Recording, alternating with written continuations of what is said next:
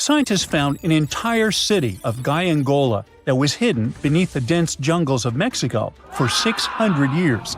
It covers 360 hectares, had over 1,000 buildings, 2.5 miles of defensive walls, a network of internal roads, and a well-planned urban layout with temples and ball courts, and separate neighborhoods for the elites and commoners. For centuries, people believed there was just an abandoned fortress there, based on stories passed on from generation to generation. Until recently, there was no way to see how truly huge it was without spending years on the ground. But thanks to the new technology, a remote sensing tool called Lidar, they got a 3D model of the area in just 2 hours from a plane. Guangola was built between the years 1350 and 1521. It was a crucially important place for the Zapotec people, a group that had lived in the area since around 700 BCE. In Guangola, families lived together in homes with big patios in the middle, surrounded by rooms. When families got bigger, they built more rooms and made their homes larger. The study found that both the leaders and regular people worked together to make the city better. Because Guangola was surrounded by mountains, they used this land wisely and built their houses in a way that fit the slopes and let rainwater flow naturally. This helped keep their homes safe and strong. They were built so well that many of these buildings are still standing, even after hundreds of years. There are 2 pyramids in the center of the city. They may have been used as temples where the priests celebrated rites and ceremonies to their deities. The priests brought offerings to the altars, and the people assembled at the 2 squares that are now sunken. Then, there is also a palace with 64 rooms, some of them with circular columns on several sloped terraces. There are patios with many stairways all connected to each other. The sensing tool also found a round-shaped lookout point on a natural rock, where the Zapotec people could see their foes approaching from a distance. Researchers also noticed 2 circular structures that could have been used to watch the stars and measure time. They also found some tombs, so there was most definitely a city cemetery.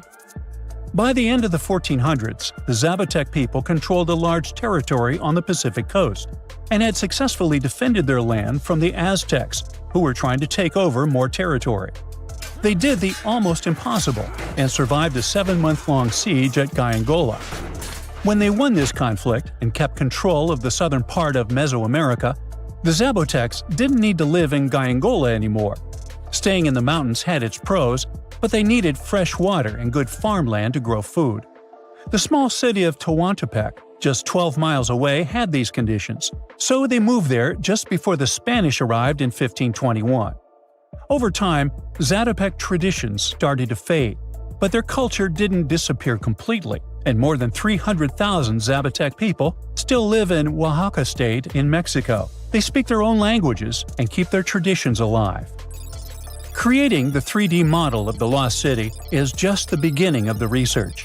Archaeologists hope that future studies of Guangola will help us learn more about how the Zapotecs were organized, how they ruled their cities, and how they interacted with the Spanish when they arrived. They plan to study all 1,100 buildings found in the Lidar scan, and it will take a few years. Instead of digging up the ruins, they will use special technology to scan the land and learn more about the city without damaging it. This same tech helped scientists find another massive ancient city that lay hidden beneath the thick green canopy of the Amazon forest. A whole network of houses, plazas, roads, and canals was hiding in the shadow of a mighty volcano.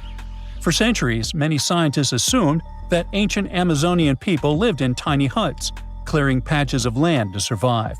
But this city, built 2,500 years ago and inhabited for 1,000 years, proves the opposite. Now, scientists think tens of thousands or even hundreds of thousands of people lived in complex urban societies.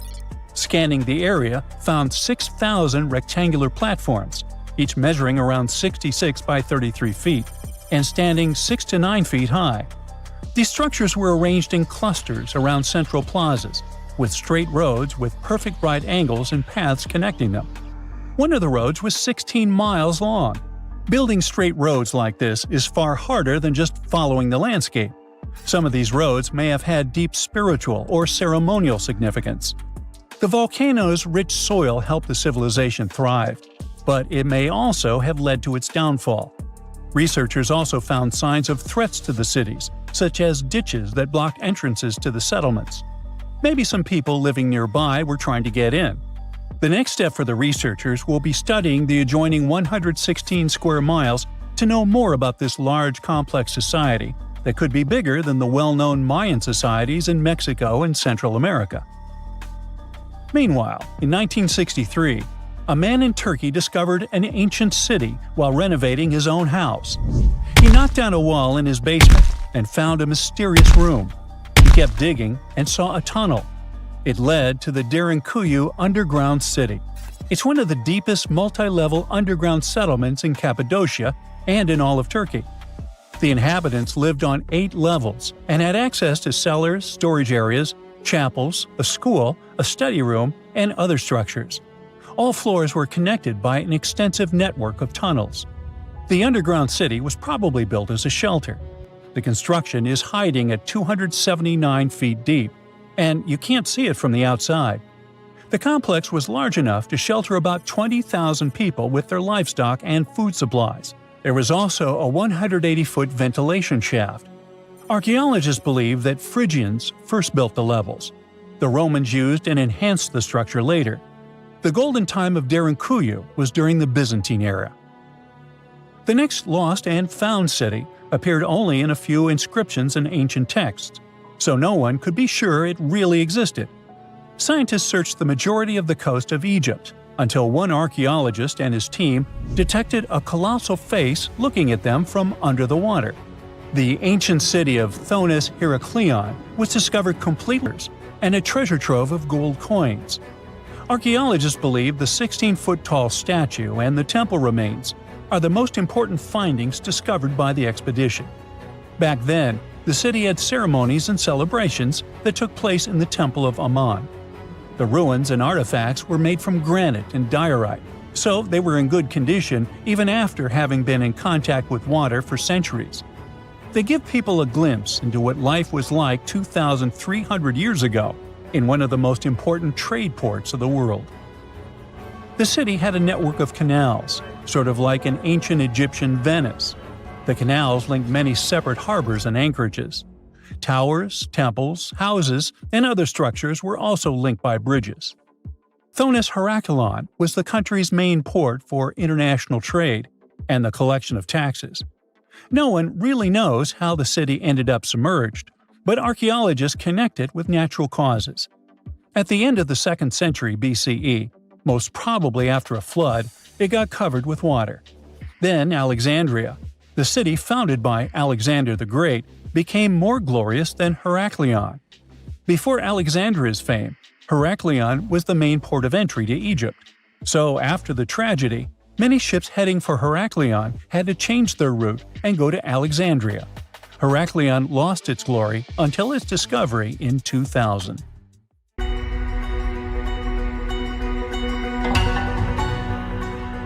Take a look at these stones. They seem ordinary at first glance, just ancient slabs, ruins of some buildings.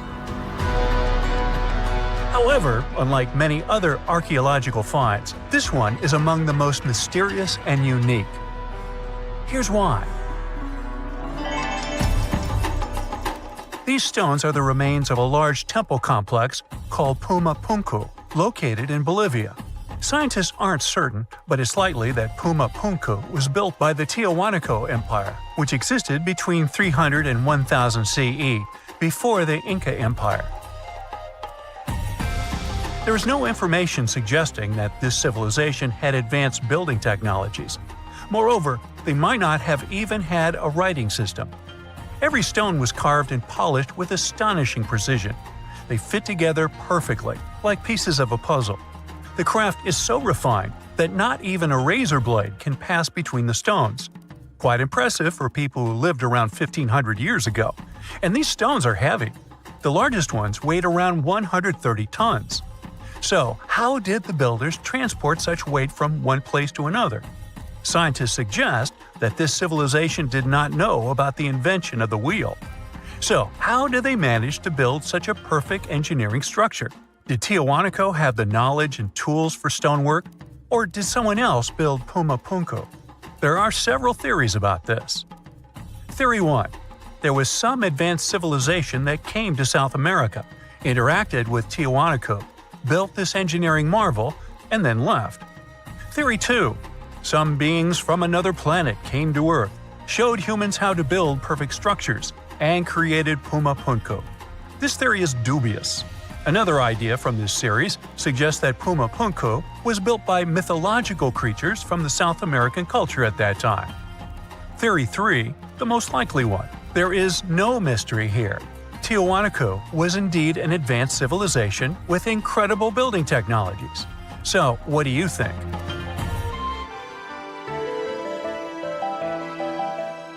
Okay, we've seen some pretty rectangular stones used for building a temple. How about perfectly round stones for studying the starry sky? Or for some other purpose, it doesn't matter. So, welcome to Costa Rica. In the south of this country lies the so-called Deciphers. These are large, heavy, round stones created in the pre-Columbian era, around 600 CE. Now, each stone is made from a unique type of rock formed from cooled magma. In other words, someone waited for a volcanic eruption to end and for all the magma to cool, and then took all this material and carved these spheres from it. But how did they achieve such a perfect shape? Scientists suggest that people use small stones to grind and carve the cooled magma. Some specialists think that the stones were made for navigation. They could have indicated the way to certain places. Another theory claims that the Deca squares were used for astronomy. No one knows for sure. We may never get the answer to this question because the people who knew the secret of the stones disappeared after the Spanish expansion.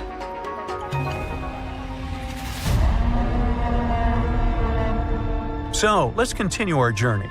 See these cobblestones? Archaeologists still don't know why they're arranged along a long stretch of desert crossing Jordan and Israel.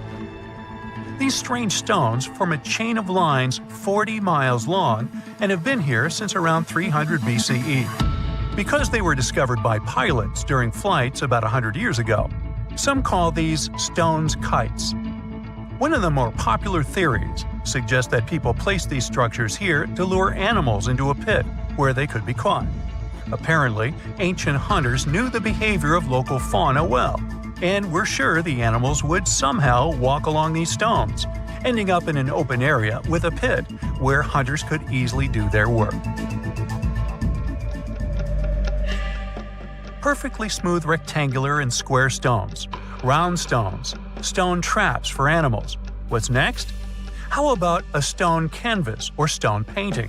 To see this ancient artifact, we'll travel to Glasgow, Scotland, where archaeologists unearthed a stone slab created about 5,000 years ago. It is called the Cochno Stone. The slab measures 43 by 26 feet, about half a basketball court. And this entire area is filled with strange swirling patterns that scientists call cup and ring marks. But what do they mean? As usual, scientists don't know for sure. But one theory suggests that the inscriptions on the stone are somehow related to astronomical phenomena, such as lunar or solar eclipses. Maybe it was a star map, or maybe people just wanted to create a work of art. In any case, there is another interesting fact related to the cup and ring marks. Scientists have found similar drawings in other prehistoric sites around the world. Okay, let's step away from mysterious stones and look at some other archaeological mysteries.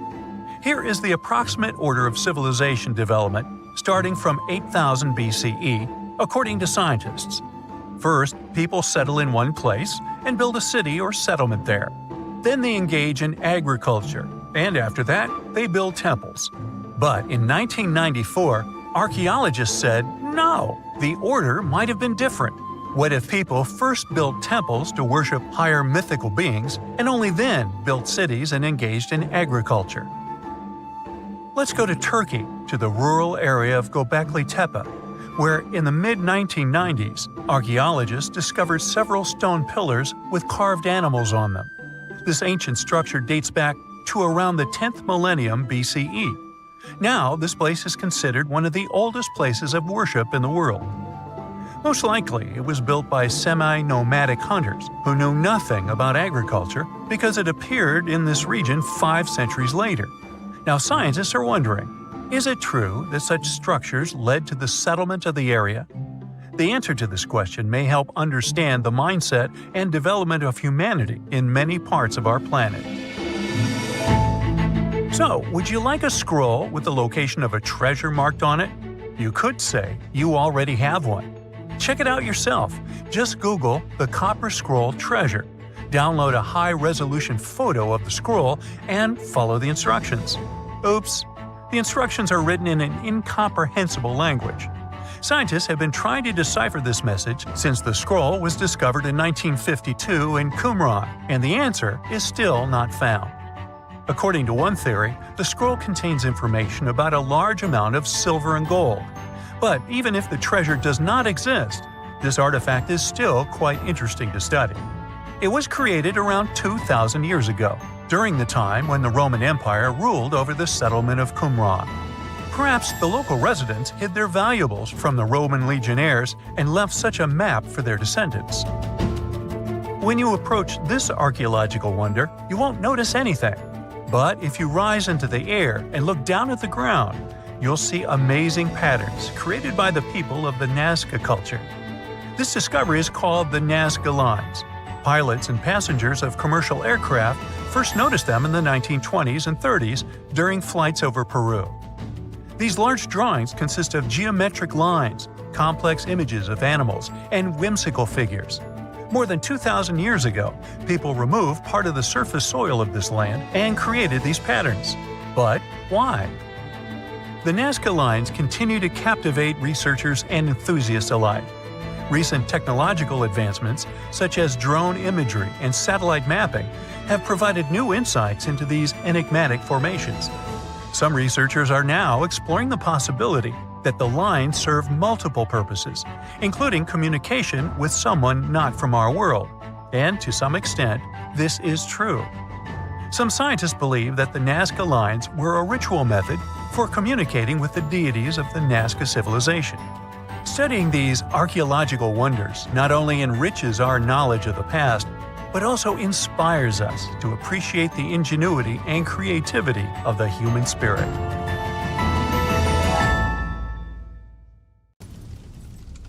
On April 15, 2019, an unexpected fire almost destroyed one of the most famous buildings in the world, the Notre-Dame Cathedral in Paris. Most famous buildings in the world. Fire that nearly destroyed it. The blaze that has been ravaging the cathedral. It spread quickly, burning through the tall spire and most of the roof. The fire began in the evening and was raging until the next morning. The flames destroyed much of the roof, but firefighters managed to save the main part of the cathedral and priceless pieces of art that were inside. But it was a narrow escape. Who could have known that it was a blessing in disguise, sort of? After the fire, a team of about 50 archaeologists started working at the ruins. They found some artifacts dating back over 2,000 years. One of the most interesting finds was 2 lead coffins, or sarcophagi. Scientists who studied it had to wear special clothes to protect them from lead when they were opening the finds. They found the bones of 2 wealthy men inside, but despite their riches, it looked like they had had tough lives. One of the men was easy to identify because there was an epitaph on the coffin. Only wealthy people could afford lead coffins in the 18th century because they helped to keep the body in good condition. But the coffin was broken, and there were only some bones, some hair, and bits of clothing left inside. The scientists could tell from the bones that the man didn't move around much and had a health condition called gout. It affects joints, especially the knees, so he was sure to have a hard time walking. Money couldn't help him get rid of that, but he used it wisely though. Antoine helped to pay for the cathedral's choir and ordered some paintings that are now in the Louvre Museum. The person in the second sarcophagus remained a mystery for a long time, but scientists say they might know who he was. When they first looked at the bones, they found that they belonged to a man who was between 25 and 40 years old. They also saw that he probably rode horses from an early age. This man's bones showed signs that he had long-lasting health problems, and most of his teeth were missing before he died. His skull was shaped differently, possibly because he wore a special headband as a kid. The researchers think that this man might be the French poet Joachim du Bellay, who lived between 1522 and 1560. He was a skilled horse rider and had lung problems. It's strange that, although he wasn't a church leader, he was buried in a cathedral and not in a side chapel near his uncle like his family wanted. Scientists think that either he was buried in a temporary spot that later became permanent, or his coffin was moved after all his works had been published. Only a DNA test could establish if it was really Joachim du Bellay, so the mystery lives on for now. The fire did help to solve another Notre-Dame mystery: how the thin walls support the vaulted ceiling at such a great height. When it was finished, the cathedral was the tallest building since the Great Pyramid, with a height of the vaults of 105 feet. That's about the height of a 10-story building. The fire of 2019 revealed a secret hiding inside the walls: thousands of iron staples. Each of them is about 8 to 20 inches long, like the length of a ruler or a little longer, and they weigh 3 to 9 pounds. Before using iron, builders would put wooden rods between the walls to help keep everything steady, but wood is not as strong as iron and can break more easily. Iron is also easier to hide inside the walls, so it made the cathedral look like it was held up by magic. This idea of an iron skeleton was so good that other churches started using it too. By the way, we could have lost Notre Dame completely in the 19th century. The Parisians were tired of the Gothic style and signed a petition for Notre Dame's demolition. And that's when famous writer Victor Hugo, who loved architecture, saved the cathedral with The Hunchback of Notre Dame. The novel became a hit, and people learned to appreciate the beautiful medieval construction all over again, and it was refurbished. A team of craftspeople fixed the existing features and added new elements, including a spire weighing 750 tons, copper statues, and the 56 chimera. The gargoyles that became the symbols of Notre Dame weren't there from the start either.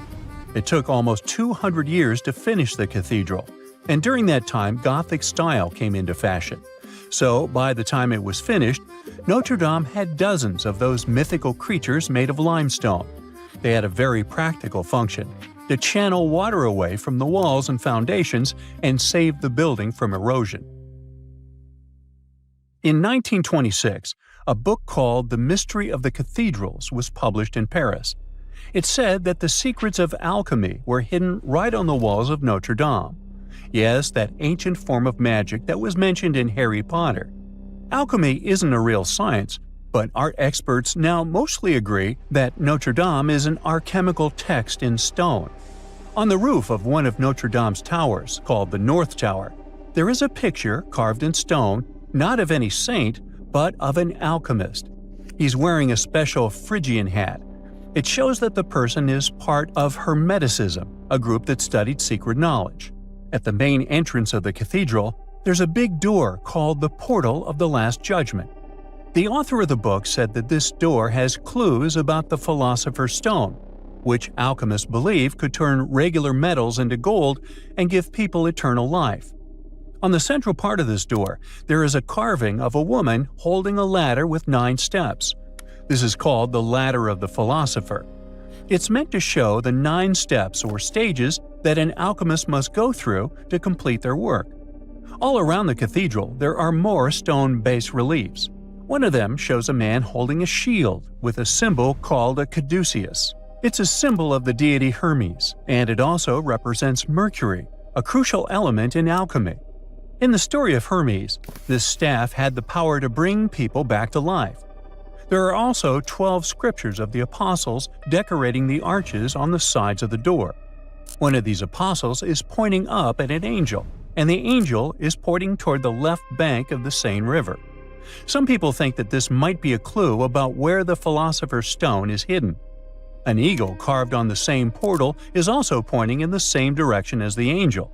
The eagle also represents the power to change regular metal into gold.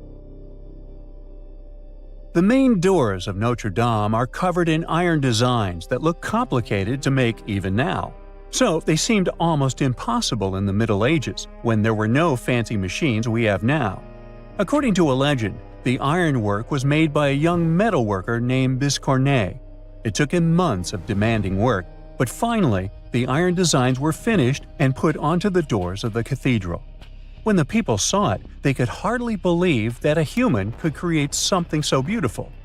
They said he must have made a deal with evil forces, and the swirling designs look like the number 666. The fact that his name means two-horned only made things worse. Not long after the doors were installed, Biscornet passed away from all the stress and hard work. But for many people in Paris, it was only proof of the rumors. They believed that something really dark and otherworldly had come to take the man's soul as part of the deal he made to create the doors. Ooh. If you think Neolithic people spent their days hunting and gathering, think again. These Spanish ancestors were out building impossible structures for their time, like the Manga Dolmen. This magnificent stone structure is located in Antequera, a city often called the heart of Andalusia in southern Spain. Andalusia is where Neolithic heritage meets with ancient Roman and Moorish roots, giving us a unique landscape and architecture. The Manga Dolmen is a 5,700-year-old monument, which means it was built when there was very little engineering technology available. It is one out of 3 megalithic structures located in Antequera. The other famous neighboring megalithic sites are the Dolmen del Romeral and the Dolmen de Vieira. But the Manga Dolmen is one of the most interesting ones since it was the first to be built, dating all the way back to approximately 3,800 BCE. Overall, it's 90 feet long, 20 feet wide, and 11 feet high. For years, researchers studied the building's structure, and this is what they found. Let's get one thing clear. Megaliths are structures made of large stones, and they're found all over the world. Most of them were built in late prehistoric Europe, and in this continent, there are over 35,000 megalithic structures. It derives from the ancient Greek words mega, which means great, and lithos, which means stone. The Manga Dolmen was only unearthed around the 1840s, but as soon as it was discovered, it was recognized as a masterpiece for its originality. Let's understand why. The fact that Manga has existed for nearly 6,000 years proves that its builders knew what they were doing. For starters, the mysterious builders of the Manga Dolmen transported its massive stones from the Cerro de la Cruz quarries about a half a mile away from where the dolmen stands. The thing is, the site has 32 absurdly massive stones. Its largest stone is nearly 5 times heavier than Stonehenge's largest stone. Together, they weigh about 1,140 tons, which is about the same as 2 jumbo transatlantic airplanes filled with luggage and passengers. The largest single stone in Manga, known as Capstone C5, weighs around 150 metric tons, which is about the same as a blue whale. Basically, these ancestral workers carried the largest stone ever moved as part of the megalithic phenomenon in Iberia, and the second largest one in France. In case you're wondering, the first place goes to a humongous monolith, weighing 330 tons. That was used to build the Great Broken Menhir in southern Brittany, France.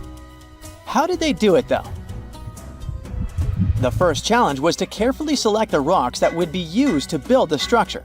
According to experts, the builder chose calcarenites and calcarudites, which are considered soft or moderately soft rocks, probably because they would settle into each other more easily with time. Then they had to move these huge monsters.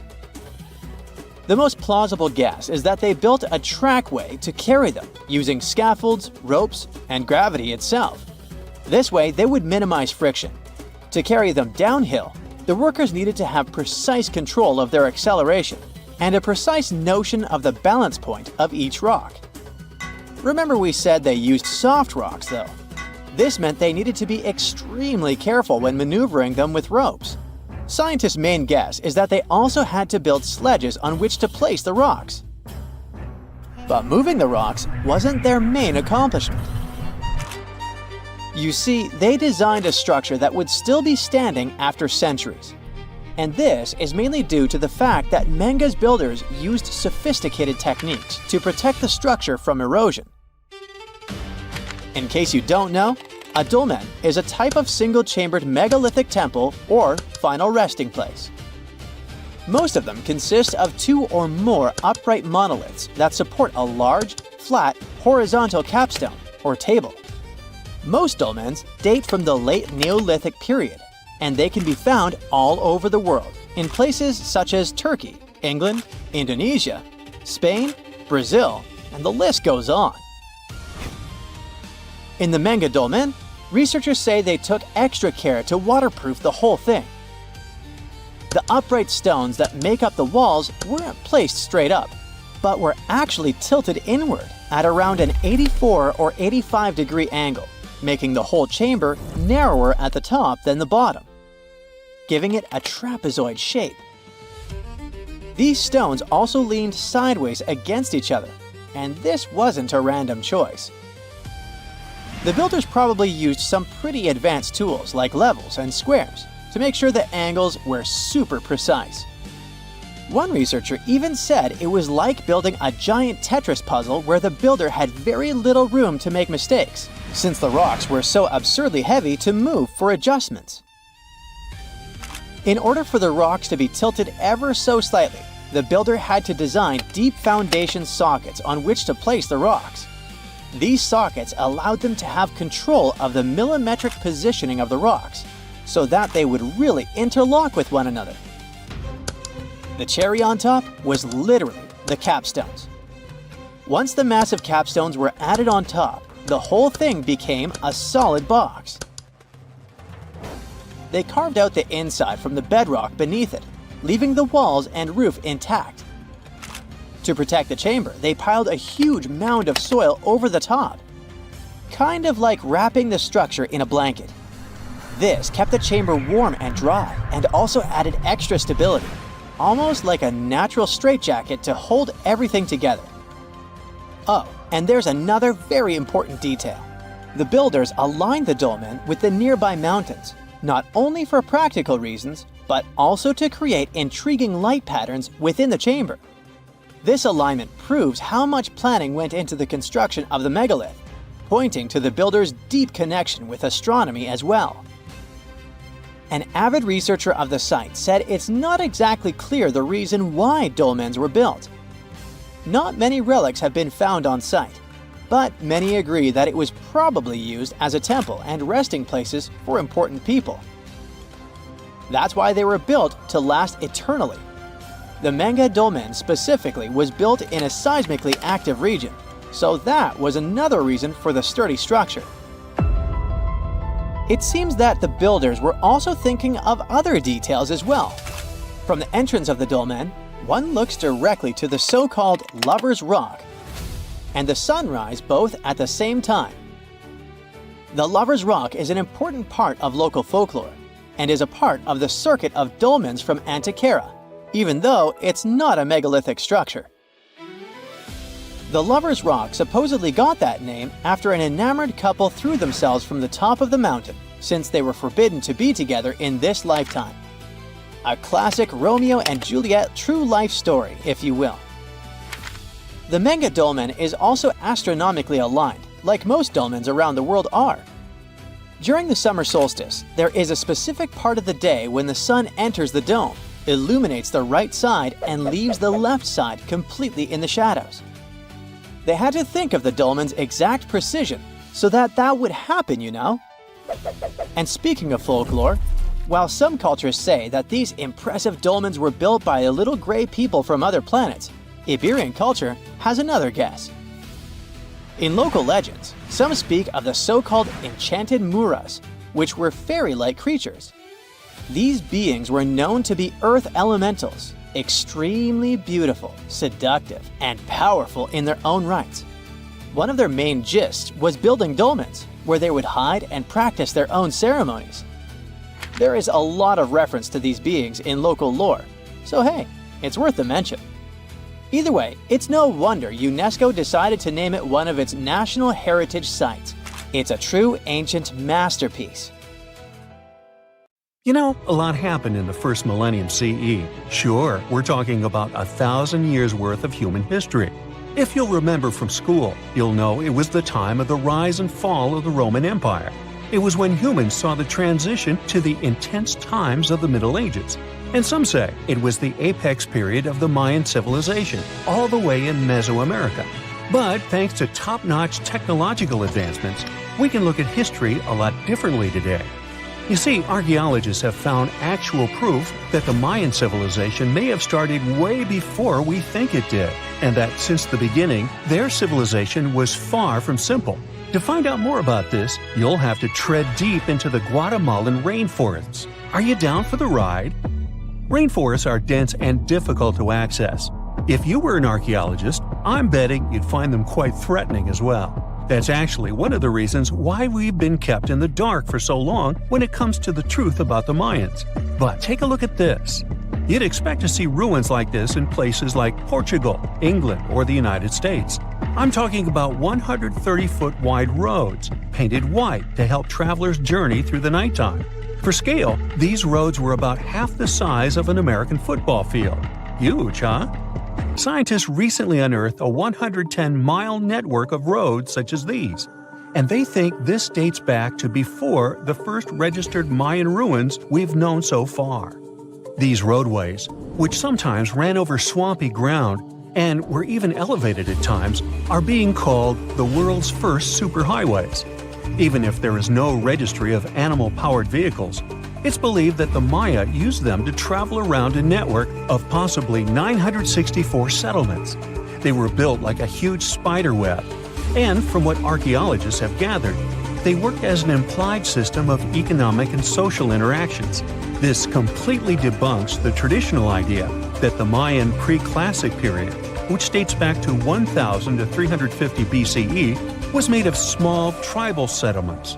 Imagine the manpower and engineering ability you need to muster to build something close to these white highways.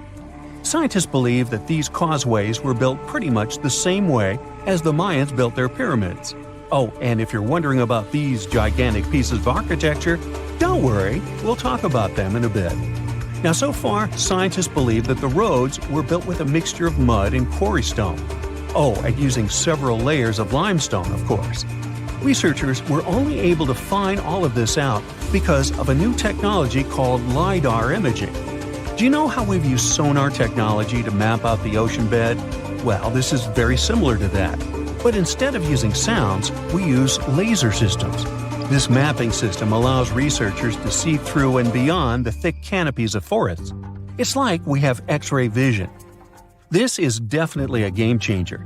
But lost Mayan cities began to be unearthed in the mid-20th century, and since then, ruins from cities such as Tikal, Palenque, and Uxmal have been rediscovered.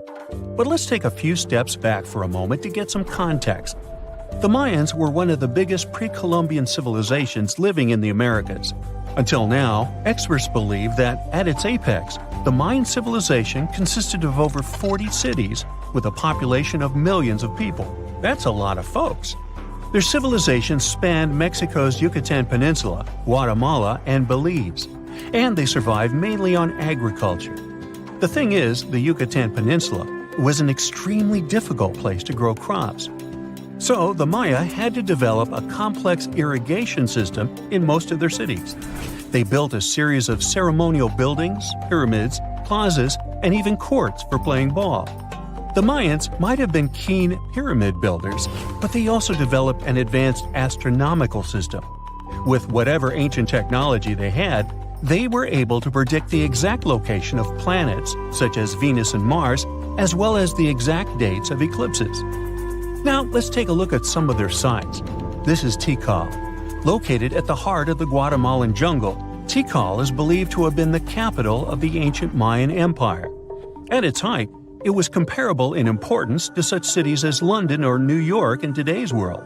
It is composed of a series of complex monuments. In total, the site has 12,000 buildings. The North Acropolis is Tikal's most ancient complex of monuments. Built solely by human hands around 350 BCE, it served as the resting place of kings and chiefs.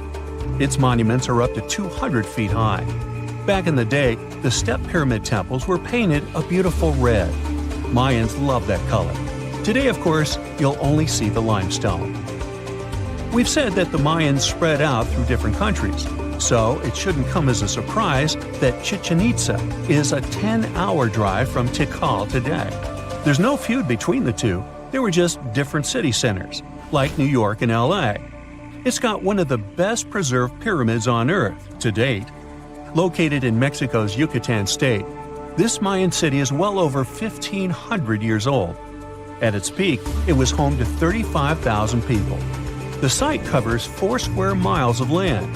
The highlight is El Castilla, a tremendous step-like temple standing 80 feet above ground. Its most peculiar feature is that it has 91 steps up each of its 4 sides, including the upper platform, which makes for 365 steps, the same number of days as the solar year. Makes you go, Behold, the lost city of Palenque. Another important Maya city is believed to have hosted over 6,000 people at its peak. Archaeologists have made some unusual discoveries on this site. The most eccentric of them all makes us think of Indiana Jones and the Tomb Raider. One of the buildings in Palenque is believed to be the final resting place of the Red Queen of Palenque. She was believed to be the grandmother of the last Mayan king. In her honor, a huge monument was built to keep her body after her passing. The discovery of the tomb itself was already thrilling. Archaeologists found an ancient monument when digging at the site back in 1994. The first they saw was a room with a hidden door. Once they opened the door, they discovered an 8-foot-long corridor. At the end of this corridor was the queen's chamber, and inside was the mummy of the queen herself.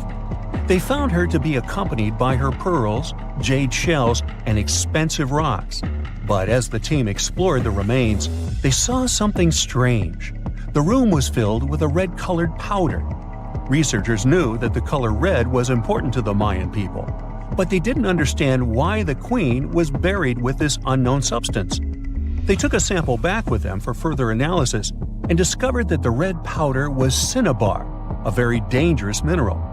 This powder, when inhaled, can cause severe health damage to a person. The team concluded that this could only be a trap for anyone trying to steal her riches. Talk about curses, huh? One thing that has always troubled researchers is the lack of evidence on the decline of this almighty empire. What could have been the cause of their demise? Was it a drought? Some disease? New research in 2017 did shed some light on this issue. Using data from a site called Ciabal, located southwest of Tikal, scientists analyzed radiocarbon data from ceramics and archaeological excavations to extract new information about the unexpected passing of this great civilization. The information shows that instead of a sudden collapse, the Mayans most likely fell in waves of social instability and political crises. These events are believed to have deteriorated Mayan city centers and began causing the dispersion of the Mayan population. So, what's your take on the end of this story? Can you tell me what date it is today? Piece of cake. You just look at your smartphone and voila, you immediately know the day, month, and year. But was it always this easy to tell the date? Did the ancient people even have the concept of a year that lasts 365 days? Yes and no. Mayan calendars had cycles. That's close to what we call a year. But the Mayan cycle was much longer, 819 days. And this is where the mystery begins. 819 days compared to what? When does this calendar begin, and when does it end? Scientists were asking themselves this question for decades. They discovered and deciphered the Mayan calendar during the 1940s. Recently, 2 American scientists, John Linden and Victoria Bricker, came forward with a solution. So, what did they do differently from their predecessors? The duo deciphered the code by broadening their thinking. They expanded the calendar from 819 days to full 45 years.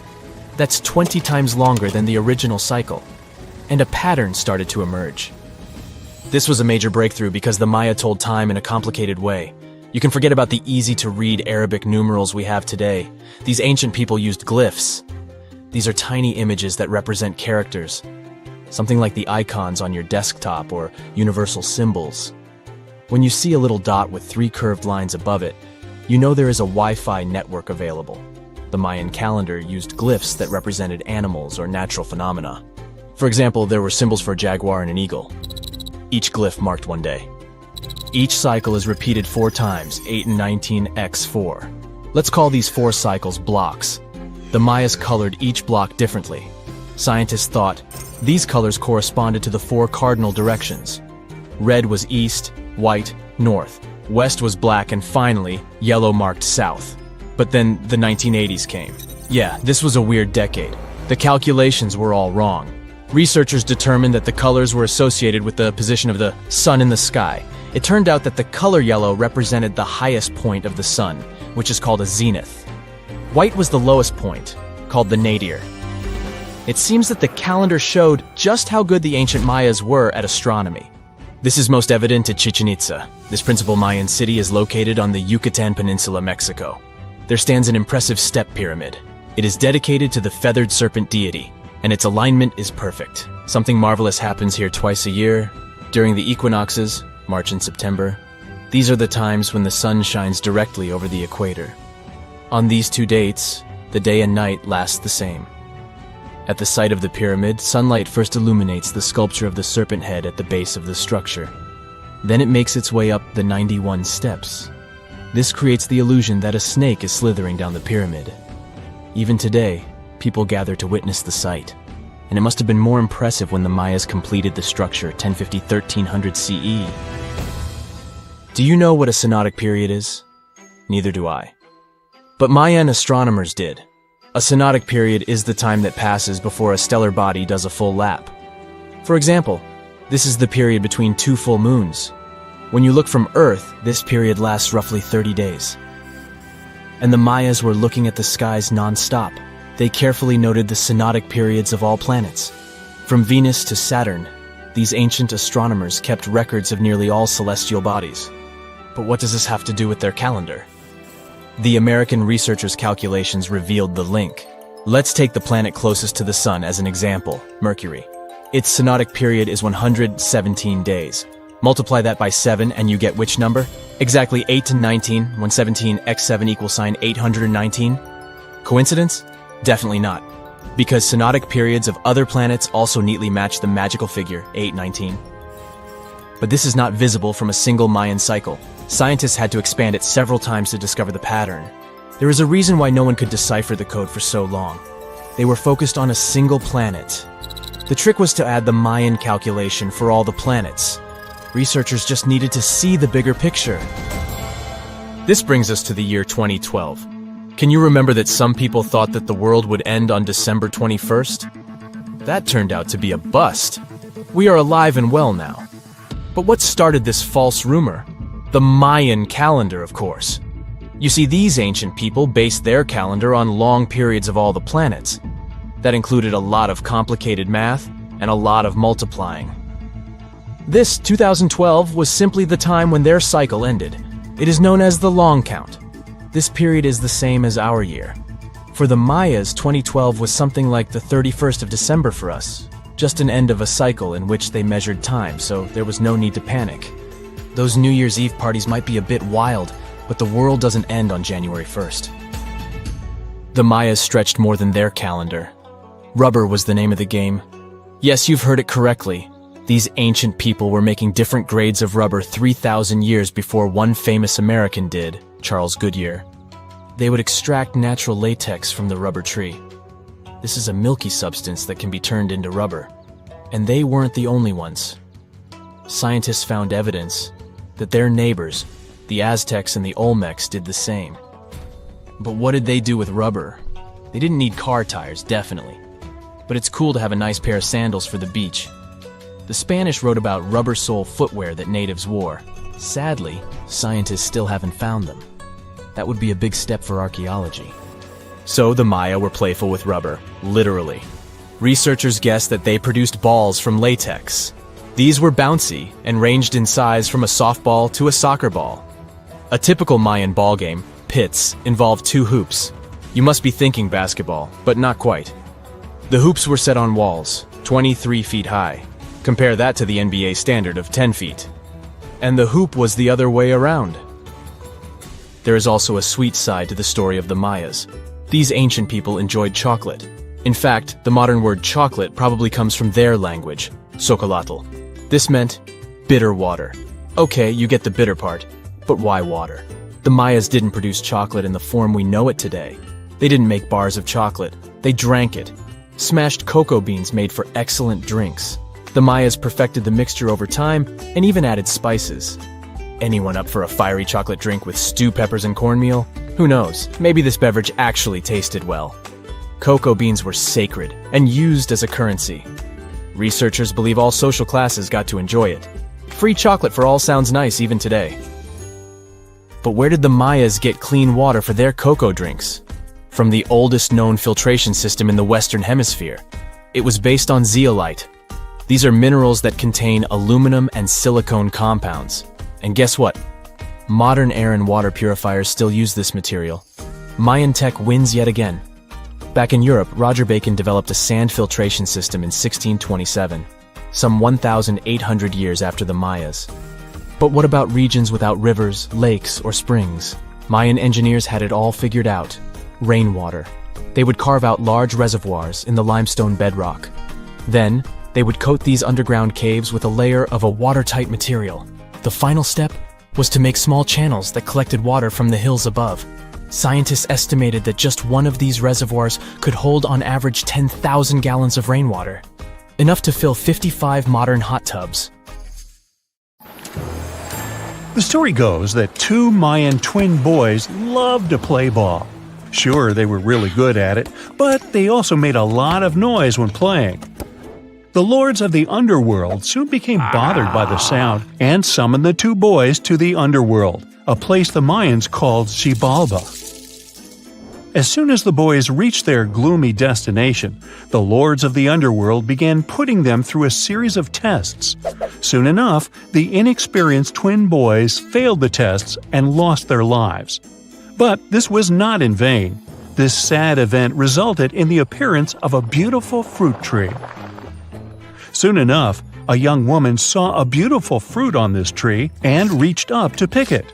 Legend has it that soon after that, she gave birth to another set of twin boys named Hunahpu and Xibalba. Just like their ancestors, these twins were great ball players, but they were equally as loud, and the lords of the underworld became annoyed again. They decided to ask this pair of twins to come to play a game in the underworld, hoping to get rid of them too. When the twins arrived, the lords sent them through a number of frightening places. The first one was the House of Gloom, which was very dark. They then passed through the House of Knives, where they had to avoid getting injured. The twins then built a fire in the House of Cold, so that they didn't freeze, and ran through the House of Jaguars, where they tricked the animals into not eating them. Finally, they entered the House of Bats, where they seemed to have lost their luck. One of the bats managed to run off with Hunahpu's head. The lords then challenged the twins to play ball with them, but the boys were clearly at a disadvantage. Xibalba placed a turtle on Hunahpu's shoulders to make up for his lost head, and they began playing. As the lords became distracted by an animal near the court, Xibalba stole his brother's head and placed it back in its place.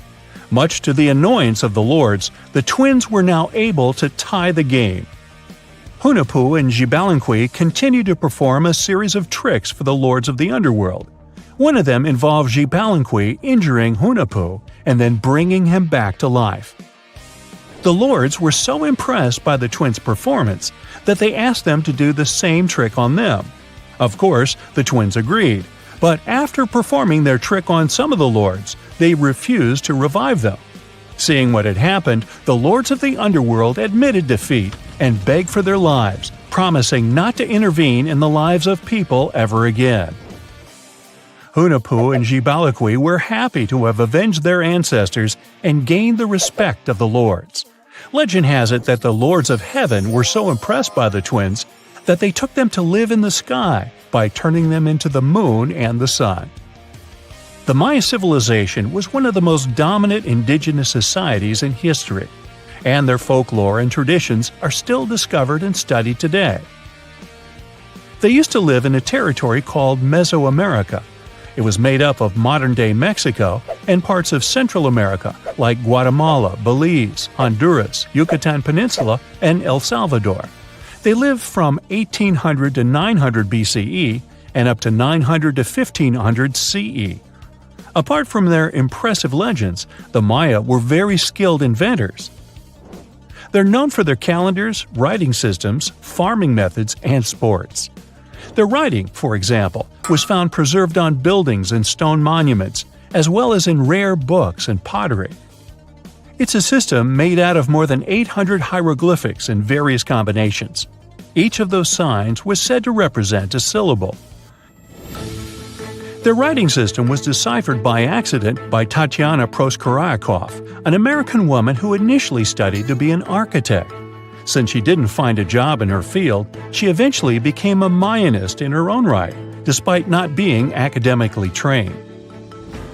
She was the first to notice that the Mayan upended frog glyph meant birth, and that their toothache glyph meant the date when the king ascended to the throne. It made it easier for scientists to pinpoint birthdays, as well as the names of the rulers of a specific Mayan dynasty. They also invented the concept of zero, which is seen as one of the greatest innovations in mathematics, physics, and human history altogether. Sure, even back then, people understood the idea of having nothing, but the concept of zero as a number is a relatively new invention.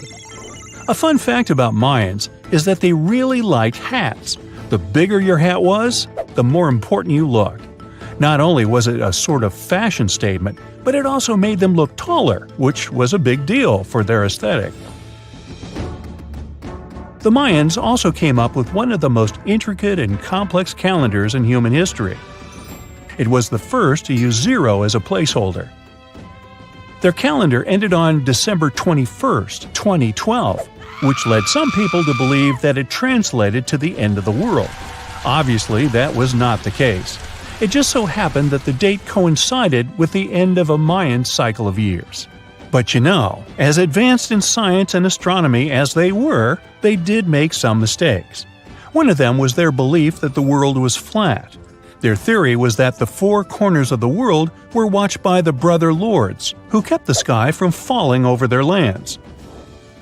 Hats off for their menus, though, as they were well-known chocolate eaters. They turned eating chocolate into a form of art. The drink they made wasn't really like the hot chocolate we enjoy today, though. Their recipe included mixing cacao with water, honey, chili pepper, cornmeal, and other ingredients to make a foamy, spicy drink. The ritual of drinking cacao was a crucial part of their celebrations. We're not done discovering all the amazing parts of their architecture and civilization. It was only a few years ago that a Maya pyramid was found at Tonina, in the Mexican state of Chiapas. It was estimated to be more than 1,000 years old. The reason why it escaped archaeologists for so long was that it lay hidden under what was believed to be a natural hill. The ruins of two Mayan cities have been recently discovered in the Mexican state of Campeche. Why didn't we find them until now? Well, they were concealed by really thick vegetation, which made it difficult for archaeologists to reach them. The Mayans didn't just disappear. Their descendants are still around today, many of them choosing to live in their ancestral homelands. You can find them in Guatemala, for example, where the Maya people make up the majority of the population. Overall, the Maya ethnic group contains people that speak different Mayan languages, such as Yucatec, Quiche, Quechua, or Mopan. They had no idea what a spa day was, but the Mayans really enjoyed a nice sweat once in a while. Sweat lodges were discovered around ancient Mayan sites. They were built out of stone or adobe. These rooms were an essential part of their cleansing and healthcare rituals. One of the earliest sweat lodges was found in Quello in northern Belize and appeared to date back 3,000 years. One of the most important parts of the Mayan culture was a ball game which they named Pix. It had both political and spiritual significance. We can see ball courts at important parts of Mayan archaeological sites.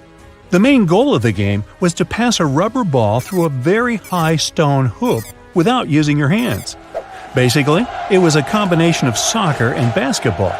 However, it could have serious consequences. The loser could, at times, even lose his own life. Ooh, high stakes indeed. Because of this game and the need for bouncy balls, the Mayan people were some of the first cultures to use rubber. They made it using natural latex. There were different kinds of rubber depending on what natural substances the latex was mixed with. And that, my friend, is the way the ball bounces. Sorry, but you know me, I just couldn't resist. There's this interesting ancient site near St. Louis, Missouri, that a lot of people don't know about. It's called Cahokia, and it used to be a huge city with up to 20,000 people living there back in the 11th century. It's full of these massive earthen mounds that were built by hand, and the biggest one is still there today, at the Cahokia Mound State Historic Site.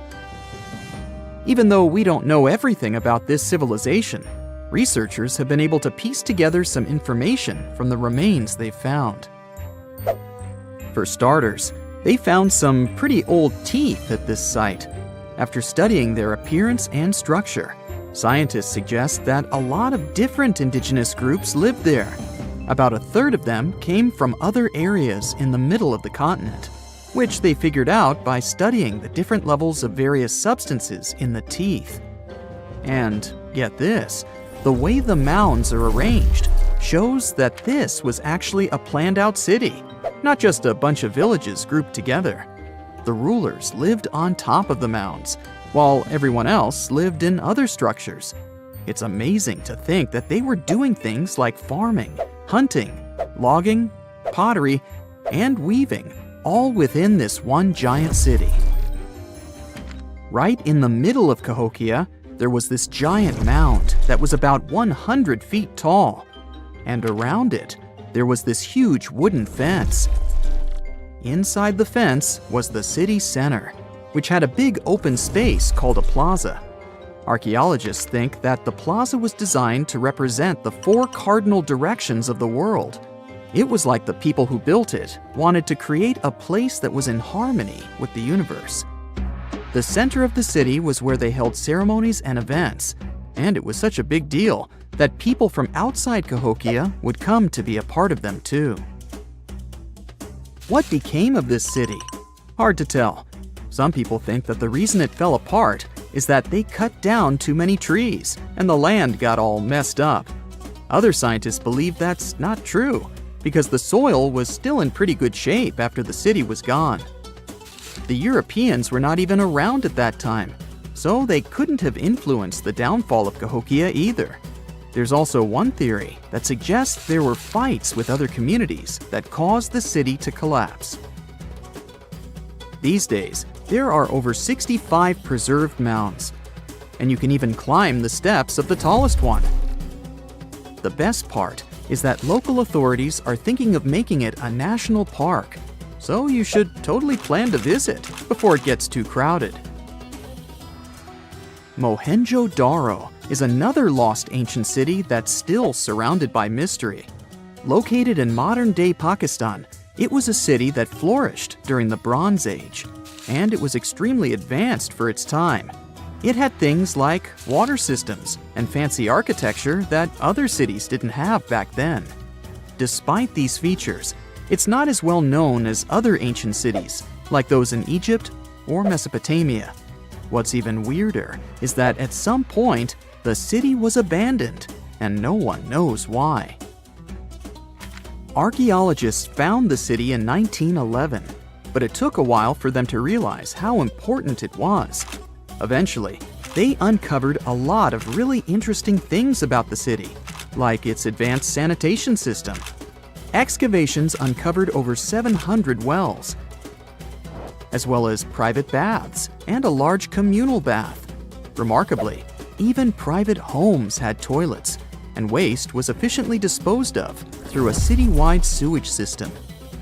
They also had a lot of trade connections and made some really beautiful objects like pottery, jewelry, and figurines that were sold all over the region.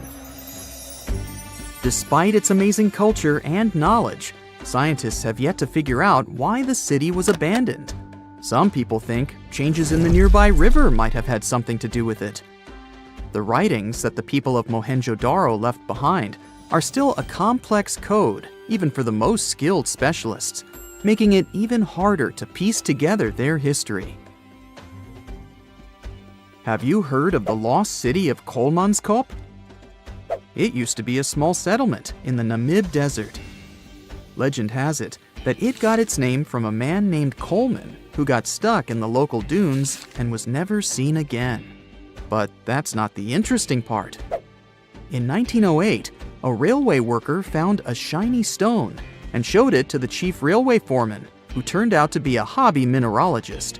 They discovered it was a diamond, and soon, Kolmanskop became the richest town in Africa and one of the richest places in the world. It had luxurious stone houses, a school, a hospital, and even an ice factory to produce ice for fridges. The hospital had the first X-ray machine in southern Africa, which was supposedly used to check if workers were illegally swallowing diamonds. Its popularity began to decline in the late 1920s when another diamond-rich location was discovered nearby. Most of the inhabitants soon began to flee the city in search of a better life, leaving the buildings abandoned. In 1938, all machinery was taken south and the town was left to the desert. The last inhabitant left Kolmanskop between 1956 and 1960. The hot climate and low humidity have preserved the structures over time, and tourists can now visit this desert ghost town. You've surely heard about this next ancient city, Machu Picchu. It's this incredible ancient location in Peru. It stretches across a huge piece of land in the Andes Mountains and sits high above sea level. It's even considered one of the wonders of the modern world. But here's the thing. Scientists aren't exactly sure what it was used for. It could have supported up to 750 people, but there aren't a lot of human clues left behind. Some people think it was more of a spiritual or ceremonial place, while others believe it may have been like a fancy spa retreat for the nobles. The extensive terraces might mean it was used for crop testing or as a trading hub. And there's even a theory that it was used as a prison because they found a cell-like area too. It's amazing that even today, archaeologists and historians are still puzzled about how it was built. Did you know that they probably didn't even use wheels for transportation? And those massive granite rocks were somehow pushed up the steep Andean mountains, even though most of them weighed a lot. Some historians think that hundreds of people worked together to push each rock up the peak. The huge stones at Machu Picchu are also so close together that you can't see any cracks between them. It's pretty cool because it also makes the area safe during earthquakes, which is important since Peru is a shaky country. But how did the stones stay put during all those quakes? They actually move a little bit, but then they go back to their original spot, almost like they're dancing. Some people think wet wooden wedges were used to keep them in place, but that doesn't really add up, considering how big the structures are. Locals back then also seem to have built Machu Picchu without using any pack animals or iron tools. They had to sculpt and put everything together using mostly their hands. Plus, the citadel is built on a fault, so they had to move a bunch of stone and earth to make it flat. Scientists also think that the real construction is actually underground because of the deep foundations and drainage system. In fact, there's a hidden water system that was just recently discovered using 3D scanning. They didn't even use mortar to put the granite blocks together. They were so precise that you can't even fit a sheet of paper between them. One theory suggests that people that lived there used stone tools made of a harder material than the stone they were cutting. Hey, how do you feel about taking a trip back in time? We're diving into the history of the Amazon forest to unravel the mystery of its lost cities. Grab your bug spray and hop on. The Amazon forest is the world's largest rainforest. The environment there can be extremely challenging for human life. Yet, the legend goes that the Amazon has been home to sprawling settlements rich in unmeasurable wealth. Could that really be true? Or is that none other than a figment of our collective imagination? The legend of El Dorado might be the myth that started this whole thing. As European explorers began their excavations in American lands back in the 1500s, word got out of an Amazonian civilization that used to paint their leader in gold as an offering to higher powers. The legend of El Hombre Dorado, aka the Golden Man, began to quickly spread around Europe. Explorers got excited at the possibility of finding an infinite amount of gold somewhere deep within the Latin American jungle. And as you can imagine, expeditions to the continent began to multiply with each passing year. It didn't take long before explorers found this civilization. They were known as the Muisca people and were located in Colombia, near Lake Gudavia. The Muisca people had a tradition of painting their leader, aka the Zipa, from head to toe in gold. In a ceremonial gesture, the Zipa would swim into the river, spreading gold dust all over the lake. For the Muisca, this was their way of acknowledging and thanking the higher powers of the universe they believed in. When European explorers heard and witnessed this practice, they were amazed. For them, gold was used solely for commercial purposes as their main currency for trade.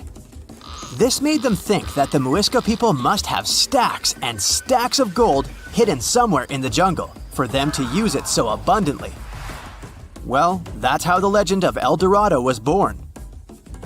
What was once the practice of El Hombre Dorado traveled on word of mouth until it became El Dorado, a fictional city that was most likely to hide piles of gold. The hunt for this city led Europeans to spend large amounts of money to scour the Amazon forest. Unfortunately, all of their expeditions came back empty-handed. That is, if they ever came back at all.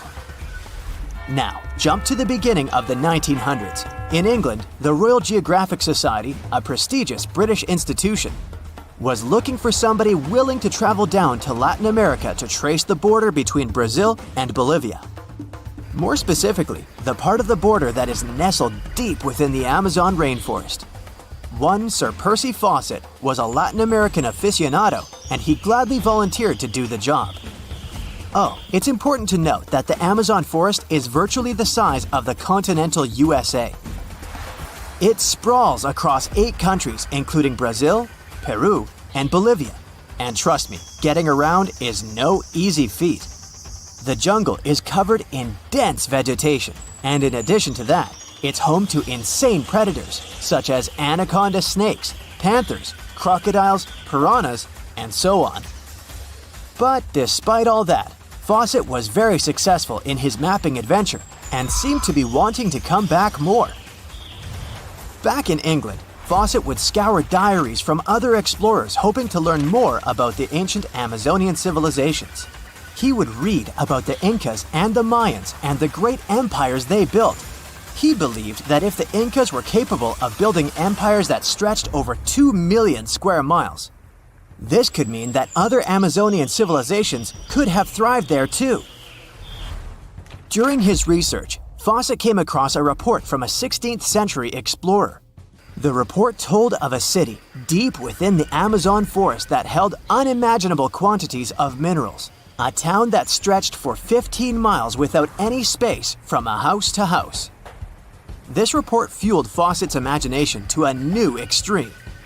From then on, he became obsessed with finding what he called the lost city of Z. Over years, Fawcett searched the Amazon forest, usually looking for stone ruins that could possibly indicate human settlements. On his later expeditions, he focused on exploring the state of Mato Grosso in central Brazil. He would travel from Europe and into the lower region of the Xingu River. The trip to the Xingu would take him around 14 days on foot, Then he would set sail in small wooden boats accompanied by local indigenous leaders that knew the region better than anyone. How he communicated with the indigenous population is still a mystery, since they only spoke in local dialects. Some scientists believe that this could have been the real reason why he never found the city. They believed he wasn't able to communicate what exactly he was looking for. And this was not his greatest difficulty. As we've said before, Amazon is not a kind place for its visitors. In his diaries, Fawcett tells of encounters with a 60-foot-long anaconda, which he bravely survived. He writes of endless sleepless nights and waking up with his hands and feet swollen from mosquito bites. Some of his peers said he was invincible and tireless, but the day came during his 8th expedition when he didn't make it back home. Fawcett disappeared without leaving any trace behind. Some even suspect that he was close to reaching his lifelong goal. On the day of his disappearance, he sent an optimistic letter to his wife saying there was nothing to fear, and that he was setting out on a certain final search. Fawcett's failed attempt to find ruins seemed to support what had become a consensus among experts at the time, that this rainforest was too inhospitable to support large, complex societies, let alone cities. Experts were convinced that the Amazon's lost cities were nothing more than fiction. That is, until the 1960s, when modern research began to find evidence that suggested otherwise. Scientists discovered patches of extremely fertile soil. They called it Black Earth. And apparently, they found lots of it in the Amazon, especially alongside rivers. Further research even showed that such soil was created by human waste or the intentional burning of forests, which adds nutrients to the soil below, which could only mean bingo! The discovery of Black Earth was the evidence that large-scale agriculture was possible and probably did exist amidst the Amazon, confirming that settlements could have formed there after all. In the 1990s, along the Xingsu River in Brazil, a team of archaeologists from the University of Florida made a remarkable discovery. Working alongside local indigenous people, they found very long ditches. After mapping them, they realized that these ditches were a sign of a big settlement. They were remnants of carefully designed walls centered around a plaza. Some were roads that led to more settlements. In fact, just this part of the Amazon, about the size of New Jersey, was once a network of dozens of settlements that experts believe could have been home to at least 50,000 people between 1250 and 1650 CE. Other discoveries were possible thanks to Lidar imaging, a type of technology that allows researchers to take satellite pictures of the forest's ground without having to step inside of it. A network of trenches in Acre, Brazil, dates back to 200 to 1200 CE. These suggest settlements that could have supported 60,000 people. Other images from near the Xingu River suggest cities that could have housed about 50 million people. These were the lost cities of the Amazon. Believe it or not, these images suggest that Fawcett was very close to a major discovery. He was looking for the ruins in the right place, but he was looking for the wrong thing. Unlike cities such as Cusco, which used stone as their primary material, Amazonian settlements used wood and earth to build their cities. These materials are highly deteriorating and probably decomposed over time. Finding them required a bit more technology than what Fawcett had available at his time. There you are, trekking across a desert on foot.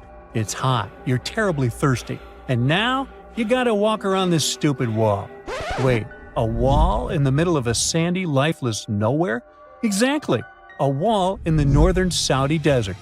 Archaeologists have just made a super exciting discovery. And what they found was not just a single wall. No, it was a whole ancient walled city that might date back to 2400 BCE. They think this place was home to around 500 people and could have been used for 1,000 years. This discovery is groundbreaking. It means that the area could have been way more advanced than anyone expected. The city was well organized, with different zones for living, towers and strong walls for protection, and different sections for all kinds of daily life. This ancient city, now called Al-Nata, was basically an oasis town, and it's great since it can give us a peek into what life might have been like in this desert thousands of years ago. Apparently, they had clearly separated areas, like residential sections, a cemetery, farmland, and even a town center. This oasis city, found in the Khaybar area, is the first big organized settlement from the 2nd or 3rd millennium BCE that researchers have uncovered in northwestern Arabia. The first surveys show that this town, which covered about 6 acres, had several districts, including the residential area, the cemetery, and the legal one, with courts. The houses were set up in neat rows, all connected by small roads. Those streets kept the residential area separate from the rest of the town. Back then, most people in this region were nomadic herders, always moving around. But archaeologists have been sure that during the Bronze Age, northwest Arabia had small walled towns and oasis centers scattered across it. These connected oasis towns were unique, offering secure places for people to live, store goods, and trade. They started showing the beginnings of urban planning, which hints that people of that time were already starting to settle down and organize communities more seriously. The research team estimated that there were about 50 homes in Al-Nata, but that number could go up to 70 as they keep digging. They think that a few hundred people lived there, and probably one of the coolest things is that some houses went up to 3 stories tall. Built on a slope near a couple of major trade routes, this city was set up in a prime spot. Now, one of the most impressive things about this place is its water supply. The oasis had springs and aquifers, which are underground water sources, and such conditions were perfect for farming. Those water sources meant residents could grow their own food, making the town self-sufficient. The outer walls probably helped control who could enter the town and get access to its resources. This settled way of life was an impressive shift from nomadic living to a more agro-pastoral lifestyle, which means a mix of farming and herding animals. Another find that supports this theory is a bunch of tools, like grinding stones, mortars, and pestles, discovered inside the town. People there must have ground grains and prepared food. They had a diet of cereals, meat, and milk from animals they raised themselves. These astonishing findings show that the inhabitants of the town could easily feed themselves and were surprisingly advanced for that time. Thanks to better access to Saudi Arabia in the past couple of decades, archaeologists now have a much clearer picture of what life there was like thousands of years ago. The most exciting thing is that Al-Nata might have been part of a whole network of similar fortified oasis towns spread across the region, and all of these connected sites could show us how trade routes and small settlements worked together at that time in that arid area. Now, at the same time, this recent discovery isn't the only one that has the scientific world buzzing with excitement. How about we visit Egypt and see for ourselves? After all, archaeologists have just found a stash of ancient Egyptian and Greek treasure underwater. They were exploring the lost city of Thonis-Heracleion off the coast of Egypt, which sank more than 1,000 years ago. This city was legendary, and nobody even knew where it was until it was rediscovered in 2000. Now they're uncovering more and more, and on this dive, they found a pile of gold and silver treasures. Those were probably used in rituals to bless Egyptian pharaohs when they took the throne. The researchers even found an ancient Greek temple dedicated to Aphrodite and some super old Greek weapons. Frank Gaudio, the lead archaeologist, said it was astonishing that those delicate objects had survived the disaster that brought the city down. Back in its prime, Thonis-Heracleion was one of the biggest port cities in the Mediterranean. It was a huge center of social life and was the main entry point for ships from Greece coming into Egypt. But tragically, due to rising waters, earthquakes, and a catastrophic tidal wave, the soil underneath the city literally turned into mush, and then the entire city sank into the Mediterranean. It was forgotten until Gaudio's team found it in 2000. Since then, they've been uncovering new parts of the city and piecing together its history little by little. If a lost underwater city doesn't seem impressive enough, we can travel to the Amazon. The discovery made there is truly mind-boggling. For centuries, people have talked about lost cities deep in the Amazon, like El Dorado, that mythical city of gold that lured Spanish explorers into the jungle. A lot of them never came back.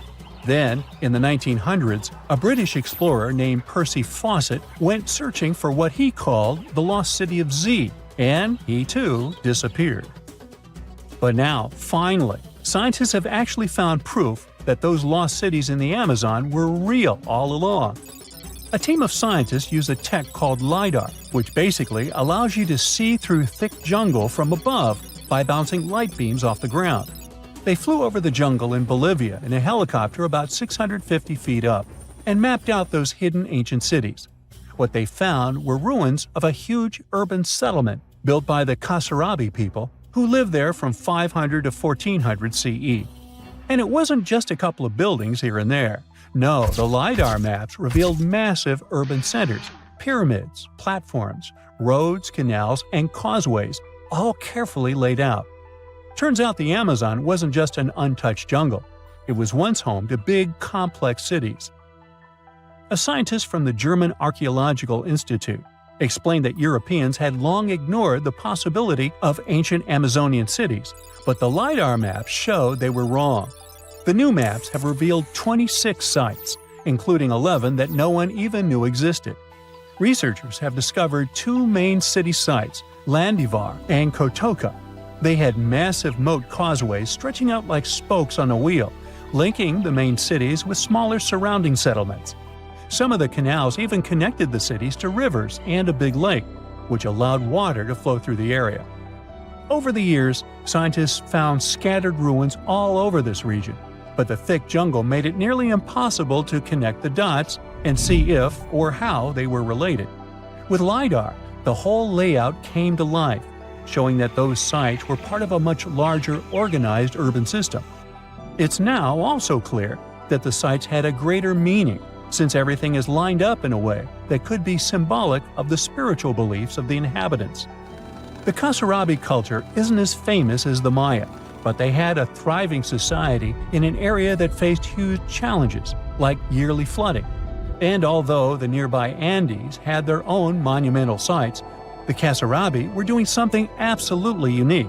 They even had reservoirs to store water, which suggests they might have been dealing with occasional droughts, which is pretty unusual for the Amazon. Actually, those terrible droughts could be why the Kasarabi eventually left their cities around 1400 CE. 1,000 years ago, near modern-day St. Louis, Missouri, there was a vibrant, bustling city called Cahokia. It was a Native American city, the largest and most influential one in Mississippian culture. At its peak, around 1050 BCE, Cahokia was home to as many as 30,000 people, making it larger than Paris at the time. But what's interesting is that Cahokia didn't have any big marketplace. Usually trade was the backbone of any big city, yet this one stood out for archaeologists. That's because Cahokia wasn't about commerce. It was about culture, community, and parties. The people who lived there threw massive parties that would last for days. The city's grandest feature was its 50-acre plaza, surrounded by amazing earthen pyramids. This massive space could hold over 10,000 people. Imagine them all gathering there for festivities, dancing, drinking coffees and teas, feasting on deer, and betting on sports. The events were super lively. Cahokians would wear awesome costumes, style their hair in interesting ways, and decorate their bodies with tattoos. Athletes were playing a game called Chunky, where they hurled spears at a rolling stone disc, competing to get as close as possible. The roar of the crowd filled the air, and performers showed off their skills. These celebrations were so wild, they left traces in history. After the parties ended, Cahokians cleaned up by tossing leftovers into pits. Archaeologists have uncovered these waste pits, and they were filled with food remains and pottery. One pit alone contained the remains of 2,000 deer, and that's from a single event. They also found traces of yaupon holly, a caffeinated plant that was traded from hundreds of miles away. This just shows how much effort and thought Cahokians put in their celebrations. Would you like to live in a city like this? But aside from all the fun and games, Cahokia was also deeply complex and spiritual. The city was built on a landscape that mixed dry land with swampy patches. Many people believe that this symbolized the connection between the world of the living and the dead. The people of Cahokia saw their city as a bridge between these two realms. They built earthen mounds, both for ceremonies and rituals, and as construction support. These mounds rose from the swampy areas. Meanwhile, people settled in the drier spots. Elevated pathways connected these neighborhoods, creating a physical link between life and death. Isn't it sad that some ancient metropolises that rival modern cities in scale just disappeared? Cahokia's story came to a quiet end around 1350 CE, when the city was abandoned, all due to changes in environments and weather, floods, and other problems. But the influence of Cahokia was so big, it spread to distant places. Some of their traditions, like Chunky and Yaupan tea, have survived in native communities to this day. Today, Cahokia is a UNESCO World Heritage Site, and it's not the only megacity we lost. About 5,000 years ago, people in the Indus Valley built some of the world's first cities. Mohenjo Daro was an ancient city in what is now Pakistan. The city was built around 2500 BCE, and back then, it was a thriving hub of the Indus civilization. Sure, it was much smaller than modern cities, but it was quite huge at the time, around 40,000 inhabitants. It looks like the locals were crazily strict and disciplined people. The city's planning and organization were incredible. It was laid out in a grid pattern. Streets and important buildings aligned along the north-south axis, probably to match the movement of the sun and moon. They also built one of the most advanced systems for water and waste management of their time. The city had about 700 wells. Nearly every house had its own. Most homes also had private bathrooms with drainages and even underground sewers. This shows how skilled these people were at staying clean. And with all this discipline, it looks like there were no kings, queens, or even a central government. They could still have some authority, like local elites or elected officials, just not a classic strict monarchy or religion. Instead, people there cared about simplicity and order.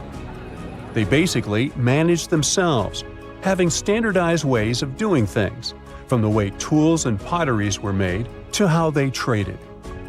Which is why, unlike many other cities, Mohenjo Daro didn't have grand palaces, temples, or monuments. Instead, they had public areas known as citadels. People gathered at citadels for rituals, meetings, and storage of grain. And it seems like this way of life worked perfectly. Scientists found some seals and weights, which means the economy was well regulated. Archaeologists found some intricate artifacts like ivory, lapis lazuli, carnelian beads, and gold jewelry. Another famous find is the small bronze statue known as the Dancing Girl, which was discovered in 1926. Mohenjo Daro wasn't poor at all. And they also pulled off some awesome buildings. Staying clean was clearly way more important to them than displays of wealth or power. So they created the Great Bath, one of the most famous structures in the city. It's a large, watertight pool built with baked bricks, perched on a mound of earth, being almost a religious place, the closest thing they had to a temple. Meanwhile, the city itself was built on a series of mounds. They grew taller over the centuries as people added new houses and structures. Why did the city fail? No one really knows. There's something mysterious about the sculptures archaeologists found. Many of them seemed intentionally broken. This means the city's later inhabitants, maybe invaders or something, destroyed them for some reason. Some scientists think that the Indus River may have shifted course, disrupting agriculture and trade. But there's no evidence of a flood or any big event like this. It just seems like, over time, the entire Indus civilization just gradually faded away. By 1900 BCE, the culture had shifted and didn't leave much behind. Let me tell you now about the ancient city of Kos, which is located where the modern town of Kos now stands in Greece. Imagine arriving by sea, and the first thing that hits you is the sheer grandeur of its agora, this massive public square built with stones in different colors, laid out on terraces that rise above you. It was one of the biggest in the ancient world, and it made a great impression on anyone approaching the city. This place has a rich history, dating back to around 2300 to 2200 BCE. A long time ago, local folk gathered up from different parts of the island to form a new city in the northeast. People have lived there since the Bronze Age, and over time, it became a super important center of culture and trade. And no wonder, since it's right near a natural harbor. The harbor was sheltered by two breakwaters, and people built some of the most important religious sites there, including the sanctuaries of Aphrodite and Hercules. Kos wasn't just beautiful, though. It had some brilliant design. The whole city was laid out in a neat grid, with streets crossing each other at perfect right angles, literally looking almost like a modern city. Thanks to this, moving around was super easy, and the blocks, or insulae, were big enough to fit several large houses.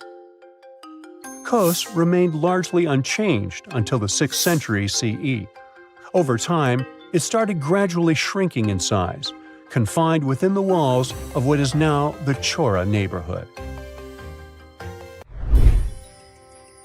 Meanwhile, Palmyra was an ancient city built around a beautiful oasis sometime around the 3rd millennium BCE. Originally known as Tadmor, this city flourished as a major stop on the Silk Road, linking the Near East with Asia. It was a thriving center of trade and culture. They had a marketplace, assembly buildings, grand gates. In other words, this place was bustling with life. The city has been through many hands throughout its history, from the Byzantine to Arab caliphates, which is probably why it had some awesome architecture. An interesting blend of Greco-Roman, Persian, and Arabic vibes. The Temple of Bel, the Great Colonnade, and a Roman-style theater. But, like all the others, it decayed over time. Palmyra's importance faded, and by the early 1400s, it had been largely destroyed. But at least its ruins remained. Right now, they're a UNESCO World Heritage Site. Archaeologists just found the remains of a lost city from thousands of years ago, hiding in southeastern Europe. They were sure that it was nothing more than an old defense outpost, but new digs are changing that big time. They now believe the site might actually be the lost capital of an ancient kingdom of Lynkestis that has to do with Alexander the Great, the man who changed history. The ruins are near a small village called Cernobuki in North Macedonia. You can find mentions of them from 1966, but nobody really dug into them until about 15 years ago. At first, they found just a few ruins and thought it was a guard post used to spot Romans coming from the west. But now, a team of scientists went back with high-tech equipment and found proof this place wasn't just a tiny outpost.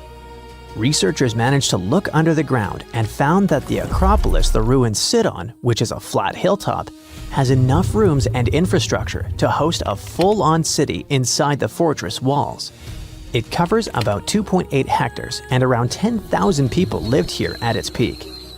Researchers also found a textile workshop and plenty of artifacts, including a coin from the time of Alexander the Great and with his image, axes, game pieces, and an oil lamp, and even a small ceramic with a heart motif. One of the coolest finds is a reusable clay theater ticket, which was unique to North Macedonia. This means there was also most likely a theater here, and it could be in one of the large buildings. Experts used to think that the city was from the time of King Philip V, but now, thanks to the coin and especially the ancient tools and broken pottery that were found, they believe people might have lived there during the Bronze Age. Lynkestis and the rest of Upper Macedonia had some pretty intense weather with freezing, rainy winters, and super hot summers. Life there wasn't easy, and most of the time, it was all about surviving. The people who lived in the area were mostly nomadic herders, and they had to move around depending on the season. They traveled with their flocks of cattle, goats, and sheep, always looking for the best pasture lands. Back then, Macedonia was kind of like the outsider of the Greek world. It was part Greek, but powerful city-states like Athens and Sparta didn't really accept it. Thanks to this position on the edge, Macedonia had the chance to mix Greek traditions with local culture. Eventually, they took over and changed the whole ancient world under kings like Philip II and Alexander the Great.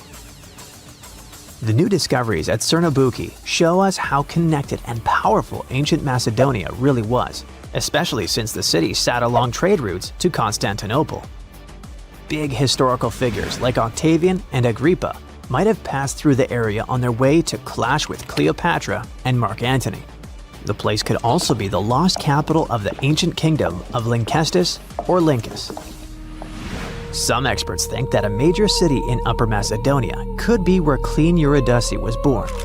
That powerful lady gave birth to Philip II of Macedon, who took over Lynkestis in the 4th century BCE. The kingdom of Macedon became independent, and thanks to it, the son of Philip II, Alexander the Great, later became the king of the Macedonian Empire. That man totally lived up to his name. In just 13 years, he created one of the biggest empires in history, stretching from Greece all the way to Egypt and India. And he managed to do all that before passing away at just 32 years old. Researchers plan to dig deeper into this important site to learn more about the early civilizations of Europe. This incredible discovery was possible thanks to Lidar. This remote sensing tool helps map things like how tall plants are, how thick forests are, and other details across big areas. Lidar is an active system, meaning it creates its own energy, in this case light, to scan the ground. A laser fires super fast pulses of light that shoot down to the ground and bounce off things like buildings and tree branches. The Lidar sensor then catches the reflected light and records it. The system measures how long it takes for the light to go from the laser to the ground and back. This is called the two-way travel time.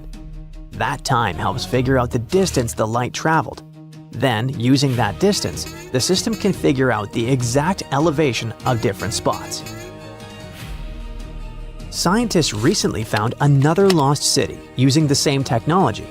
This one, called Guangola, was hiding beneath the dense jungles of Mexico for 600 years. All this time, researchers believed there was just an abandoned fortress there.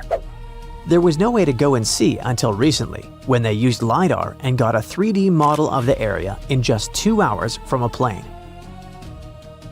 Guangola was built in pre-Columbian times between the years 1350 and 1521. It covered 360 hectares and had over 1,100 buildings, 2.5 miles of defensive walls, and a whole network of internal roads.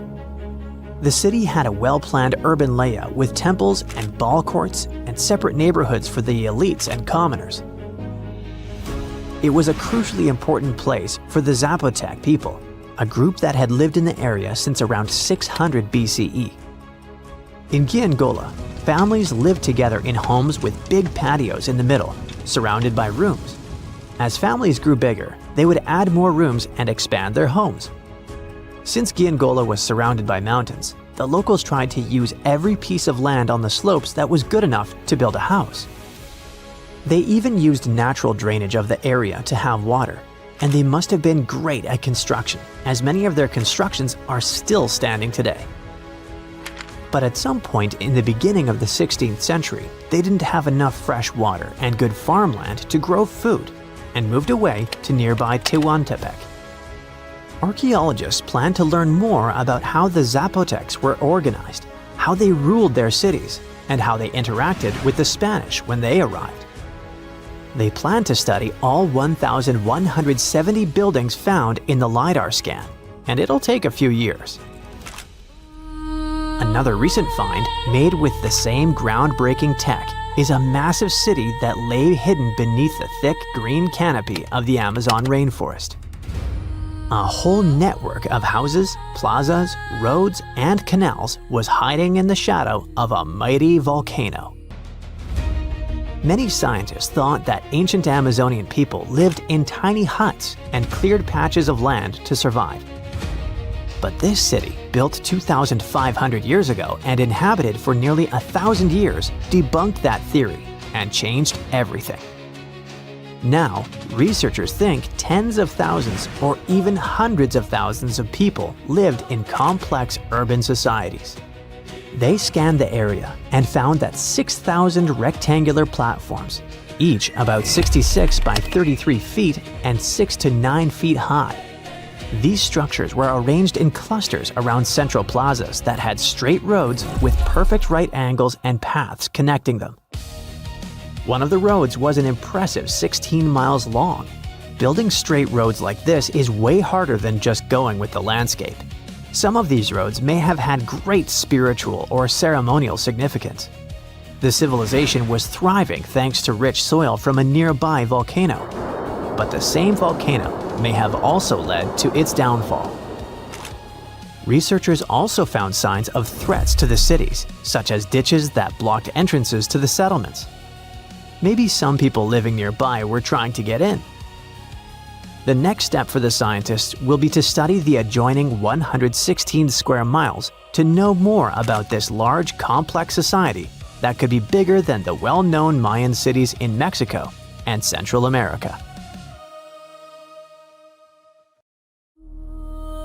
Eridu, a megacity older than the first known civilization and older than the pyramids of Giza, was buried in the sands of the Mesopotamian desert for over 2,000 years. Now, scientists have made a discovery that changes what we know about the ancient city. They found over 4,000 canals around Eridu that brought water to more than 700 farms where people worked between the 6th and the early 1st millennium BCE. Now, Eridu was founded around 5400 BCE and was the city of the first kings, and history's first city according to the Sumerian king list, an ancient text on a clay tablet. Ancient Sumerians believed that deities created this city when they decided to settle on Earth. Eridu plays such a big role in Sumerian myths and legends that, at some point, people used to think it was just a mythical location. The most famous Eridu myth says that the skies got angry because humans were too noisy, so they decided to send a great flood to wipe them out. A new study showed that the Euphrates River served as the source of water for the entire city. The researchers mapped what remains of the ancient landscape and found a well-developed network of artificial irrigation canals. They discovered 200 large main canals pulling water from the Euphrates, and those canals fed another 4,000 smaller canals. The team used everything from satellite images and drone footage to soil analysis, old records, and remote sizing tech to map out the area. The 700 farms that used the water from the system were different in size, from about 5,000 square feet to over 200,000 square feet. The main canals were a little over a half-mile long, and some stretched more than 5 miles. The smaller canals could be as short as 32 feet. Rivers in Mesopotamia were the main water sources for farming, so ancient farmers had to learn how to guide water from the river to their fields. It all started with simple methods, like digging small canals, but over generations, they learned how to build massive canals up to 62 miles long. The Euphrates itself helped the farmers. Water was moving thanks to gravity down its elevated riverbanks, and natural breaks in the banks let it spill onto the land. Researchers aren't sure when each canal was in use, and it's unlikely that all 4,200 canals were active at the same time during that long period. Now, Eridu used to be an important religious and trade center because of its strategic location on the Persian Gulf. Its economy mostly had to do with fishing, thanks to the Euphrates River. Researchers found fishing nets and weights and whole bales of dried fish at the site. And there were even models of reed boats, the earliest physical evidence we have for constructed boats anywhere. The city was thriving until people abandoned it around the year 600 BCE, and scientists still aren't sure why they did it. The local residents, plus the visiting pilgrims and merchants, had just exhausted all the resources of the land. They had to let it rest several times before abandoning the city for good. It happened when the Euphrates changed its course, and they lost their main source of water. Now, many centuries later, in 1854, a British official was on a mission to this area to check out a remote place that had a bunch of mounds called tells, which are piles of debris left behind by ancient human settlements. At first, Taylor wasn't impressed. He had been hoping to find something big, maybe statues, ancient writing, or ruins of palaces and temples. But with the brief time he had, all he found were things like walls, drains, stone platforms, and pieces of limestone columns decorated with tiny mosaic cones. But he didn't know that these boring mounds were hiding one of the oldest cities on Earth, Eridu. The people at the British Museum got interested in the finding, but the first full-scale excavations took place here only around a century later. The local Iraqi authorities got really interested in the excavations as they were hoping to find more about the earliest days of Mesopotamian history. So they focused on Mound 1, a massive tell as tall as an 8-story building.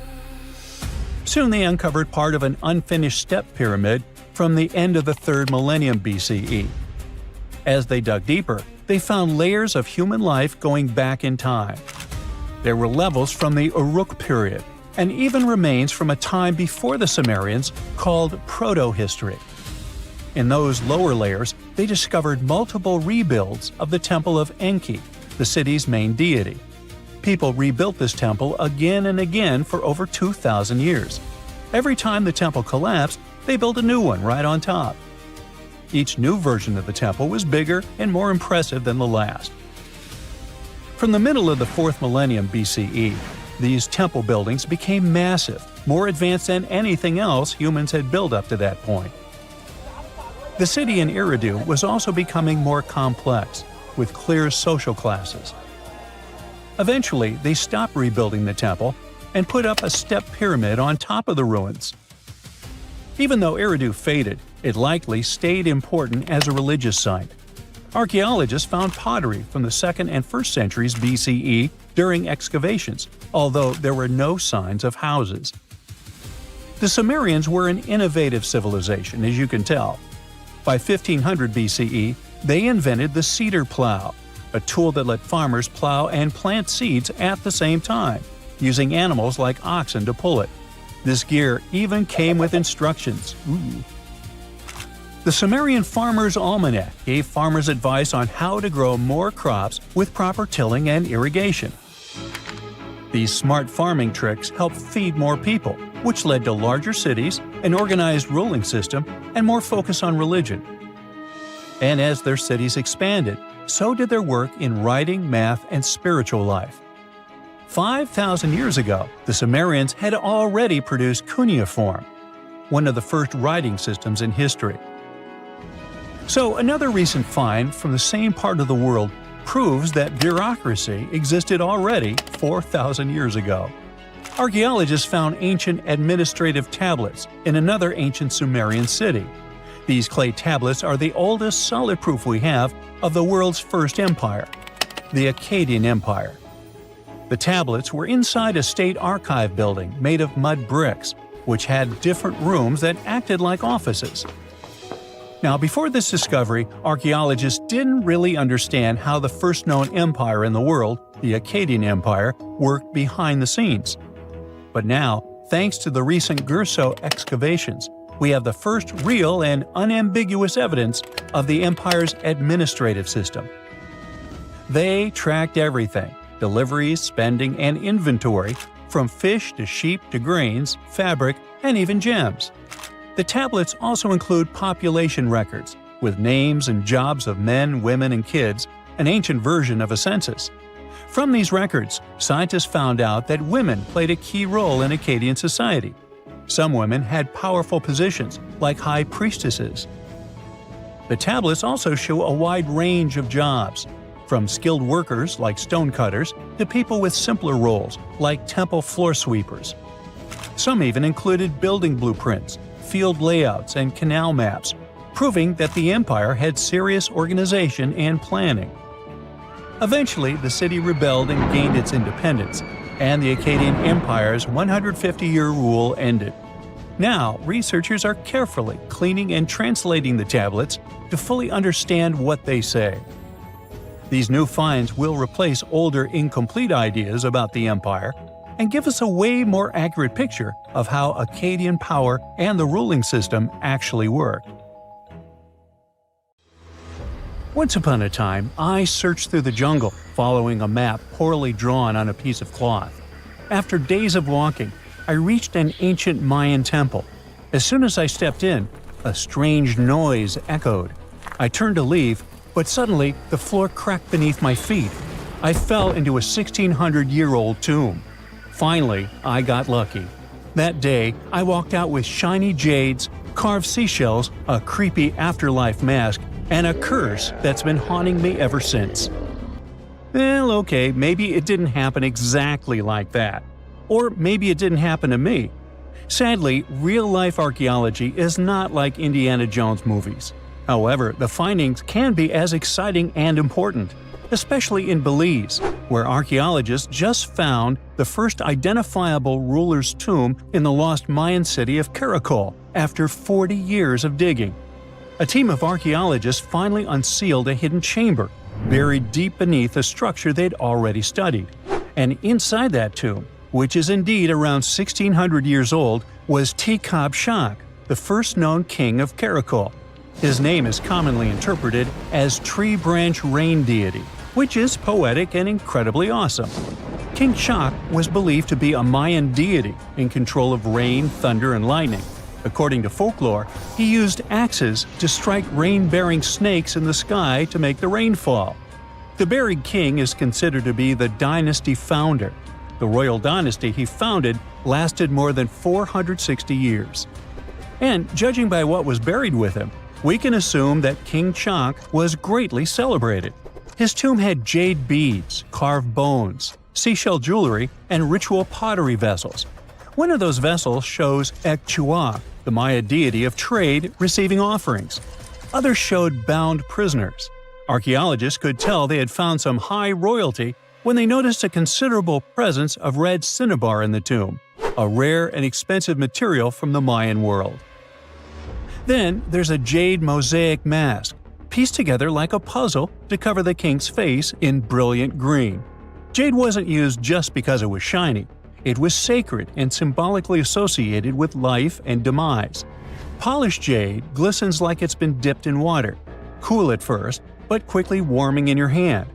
To the ancient Maya, this lifelike quality made jade a living, breathing substance. And for this reason, it possessed high religious and spiritual importance.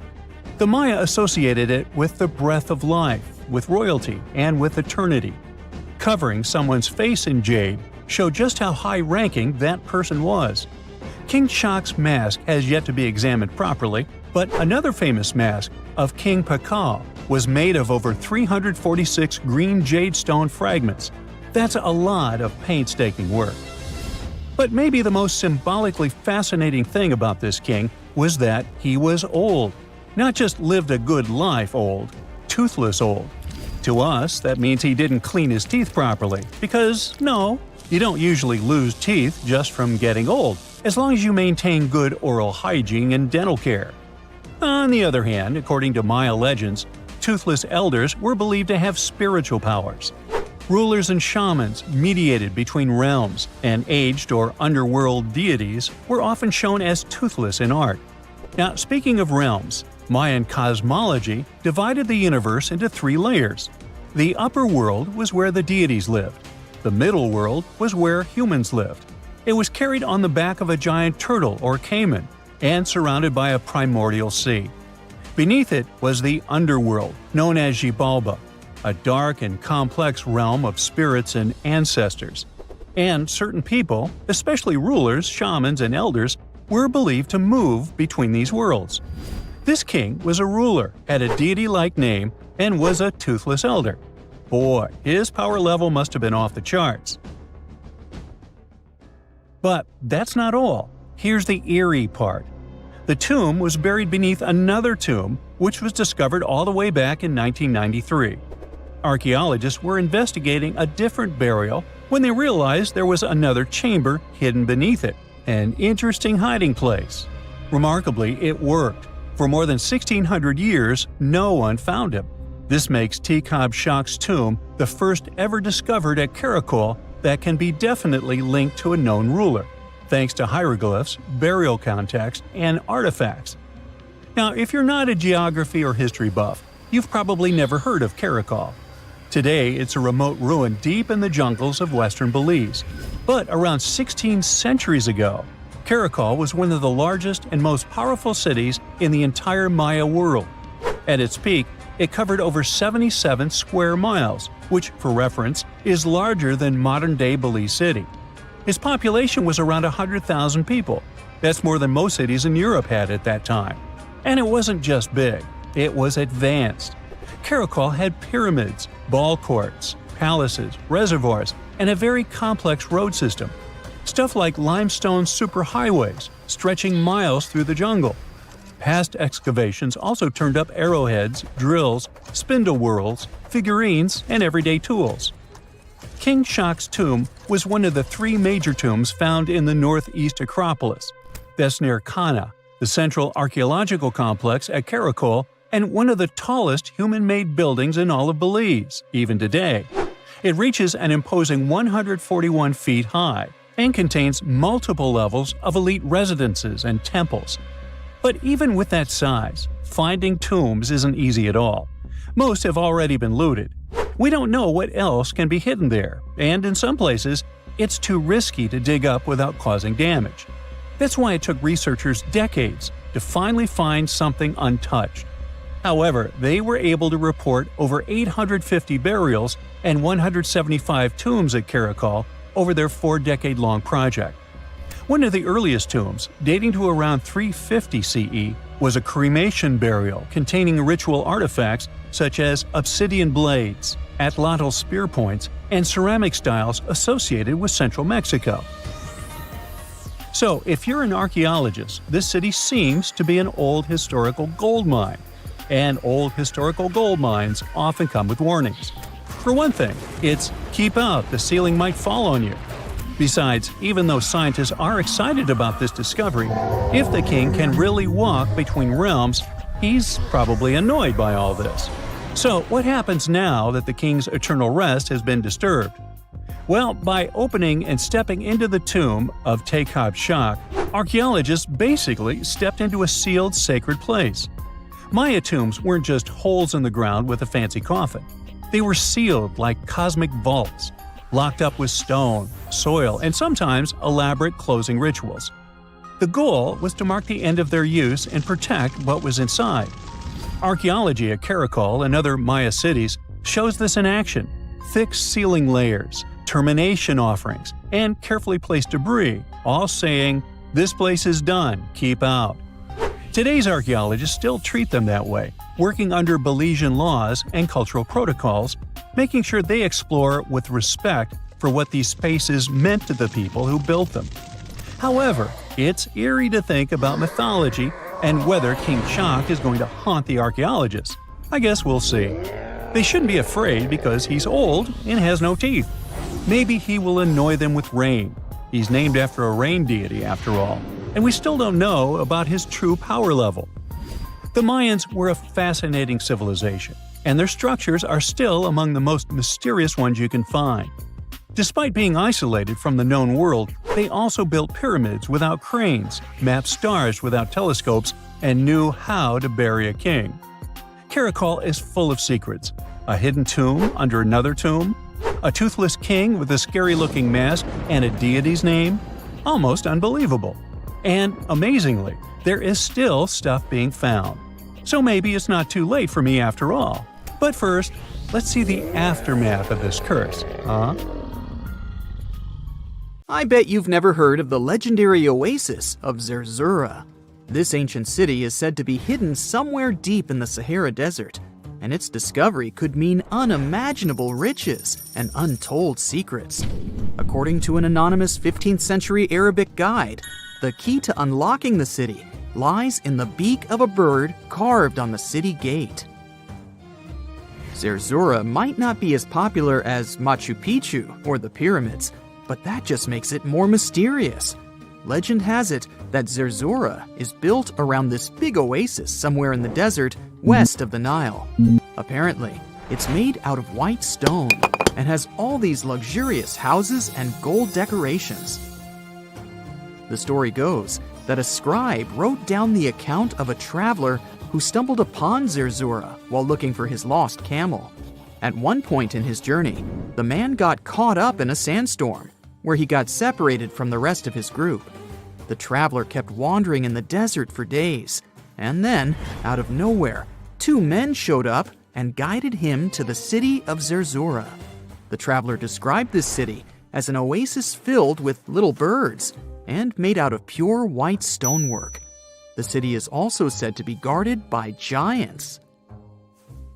In 1835, an English Egyptologist named John Gardner Wilkinson mentioned the city in one of his books. He spoke to a man from Egypt who found the city by accident after days of wandering through the desert. He mentioned some ruins, unusual stonework, and a large oasis surrounded by palm trees. The man even gave some instructions on how the city could be found, indicating that it might be in the western desert of Egypt. But here's the kicker. Even though a group of explorers went out to find Zerzura, they didn't succeed. At the same time, they did stumble upon a bunch of previously unknown oases. In the early 1900s, numerous expeditions were sent to find the city, including one with a fleet of Ford Model A trucks. But, alas, none were successful. Others say Zerzura did exist at one point, but not anymore. It's possible it was swallowed by the desert. It's believed that back in the day, the Sahara Desert was actually green. Scientists even found traces of ancient rivers that flowed through the area 100,000 years ago, creating green corridors across the desert. But Zerzura might have never been real to begin with. Maybe it only existed in the minds of people, a figment of their imagination as they were struggling in the African desert. For thousands of years, people have been obsessed with the hunt for another lost city, Atlantis. But if this place really existed, where on Earth, or under the sea, could it be?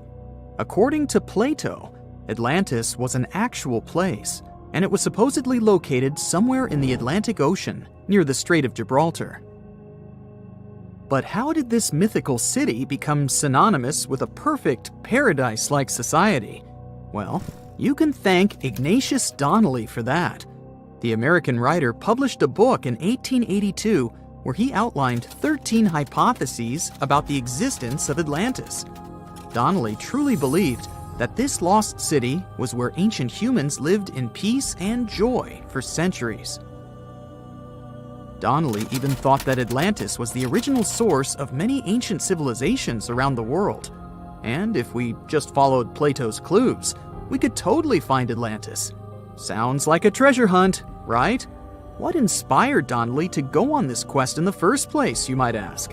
Apparently, an amateur archaeologist discovered the city of Troy, using Homer's The Iliad as a guide. Well, if Troy was real, then why not Atlantis? Back in the day, some people believed that America was the legendary Atlantis. Columbus really stirred up some excitement when he brought back news about the New World to Europe. But the real hunt for Atlantis didn't really start until the 20th and 21st centuries.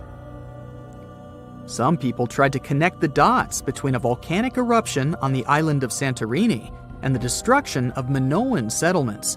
But in 2018, a team of investigators claimed they had nailed it, announcing they had discovered concrete proof that Atlantis had existed. What was their evidence, you ask? A series of mysterious circles in a national park in Spain.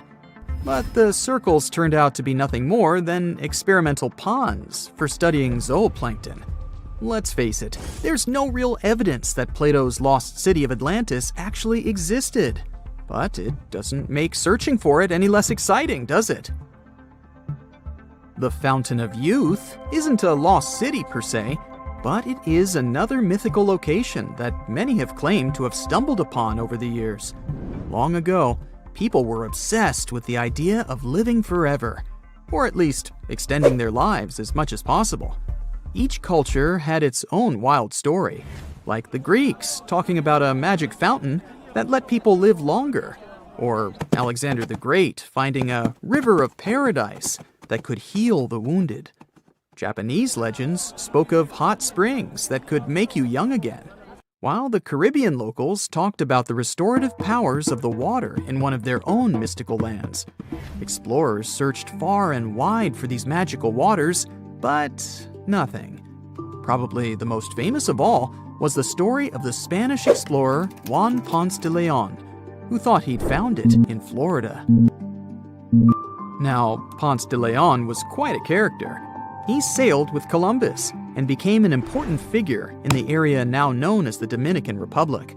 He found gold in Puerto Rico and even became the island's administrator. But when the ruler of Spain decided to replace him in his duties, he got upset and decided to explore Florida, looking for gold and the elusive Fountain of Youth. He explored the Bahamas, but sadly, he didn't find any gold or magic water. He did, however, make his way to Florida. He explored the coast and even discovered the Gulf Stream. Unfortunately, his last expedition didn't go well, and he was wounded. But the legend of him searching for the Fountain of Youth lived on. Even though historians don't think he was really looking for the Fountain of Youth, thousands of people visit the Fountain of Youth Archaeological Park every year to try the sulfur-smelling water. It's the oldest attraction in Florida, which has been around since the 17th century. Some say the water has unusual properties, but I'll leave that up to you to decide after you visit this place. Norse mythology has its own mysterious land called Thule. It's said to be somewhere between Scandinavia and Iceland, where the sun barely shines and the cold bites hard. The folks there survive on a diet of millet, herbs, fruits, and roots, washed down with a grain and honey brew. As for its exact location, scholars can't seem to agree on it to this day. The legendary ancient Greek explorer Pytheas was said to be the first to stumble upon Thule during his quest for tin mines. He sailed his way up north, passing by Scotland, and after 6 long days of sailing, he reached Thule. The people there, according to Pytheas, were quite primitive, but that's no surprise since they were just simple farmers living off the land. They showed Pytheas where the sun set on the shortest day of the year. They also told him that in winter, the sun never rose at all, and in summer, there was no night. For many years, historians have been debating the true identity of this mythical land of Thule. Some say it's Iceland, while others claim it's Norway. A little bit of progress has been made recently with the help of a team of researchers. If their findings are correct, Thule might be the elusive island of Smola. That's farther south than any of the Norwegian islands that were on the list of contenders. It may be too soon to celebrate, but it does look like Thule has finally been found. Imagine discovering an ancient city without leaving the comfort of your home. In 1963, a man in the Nevşehir province of Turkey did exactly that. He was renovating his house. He knocked down a wall in his basement and found a mysterious room. He continued digging and saw a tunnel. This is how Derinkuyu Underground City was found. Derinkuyu is one of the deepest multi-level underground settlements of Cappadocia and in all of Turkey. This engineering masterpiece has 8 levels. The inhabitants living on those floors had access to cellars, storage areas, chapels, a school, a study room, and other structures. All floors are connected by an extensive network of tunnels. It's believed that the underground city was built as a shelter. You can't see the construction from the outside. Its depth is approximately 279 feet. The complex was large enough to shelter about 20,000 people, plus their livestock and food supplies. There's also a 180-foot ventilation shaft. People used it both for ventilation and as a well. The well supplied water both to the villagers living on the surface and to those hiding in the underground city. Interestingly, those living on the bottom levels were able to cut off the water supply for the upper and ground levels. This kept the water safe from potential poisoning. The place was designed for protection. The tunnels could be blocked from the inside with huge round rolling stone doors. The passageways were extremely narrow. Potential invaders had to enter the tunnels one at a time. Seems like they thought of everything in the 7th century BCE. Archaeologists believed the Phrygians were the ones who first built the levels. After them, the structure was used and enhanced in Roman times. This was when the chapels were added.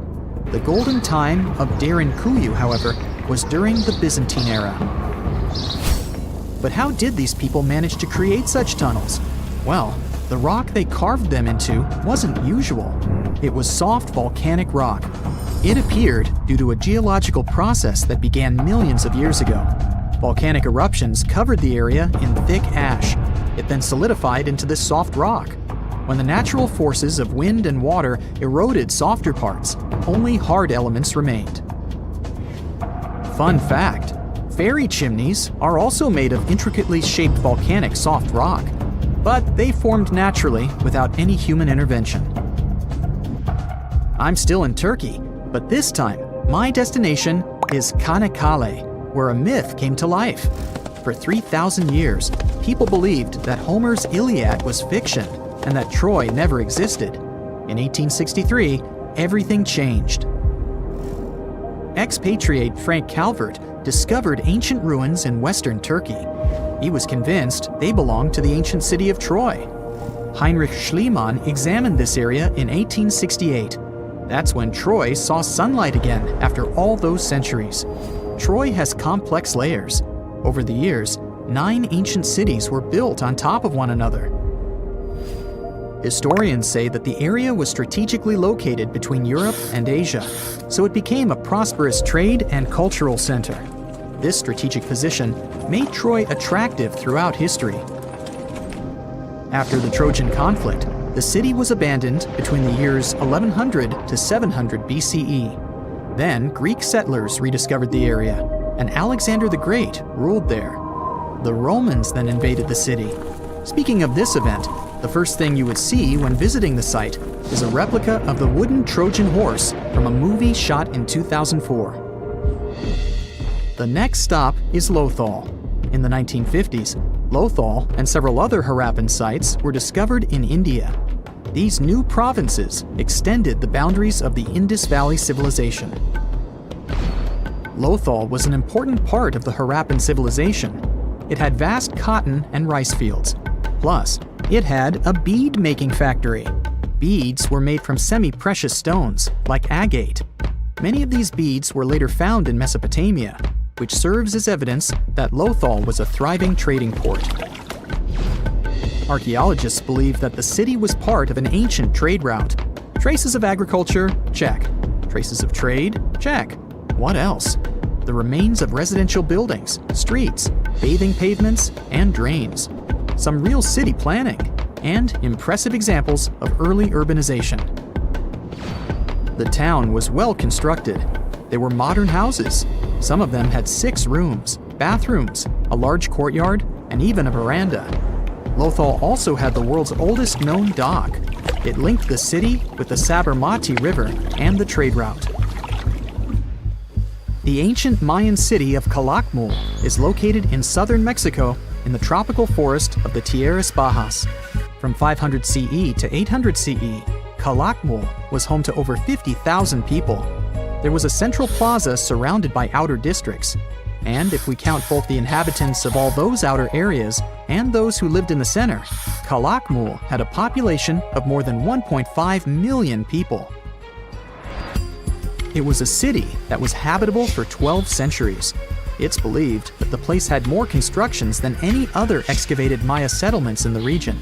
After 1000 CE, the Maya civilization there faced a downfall.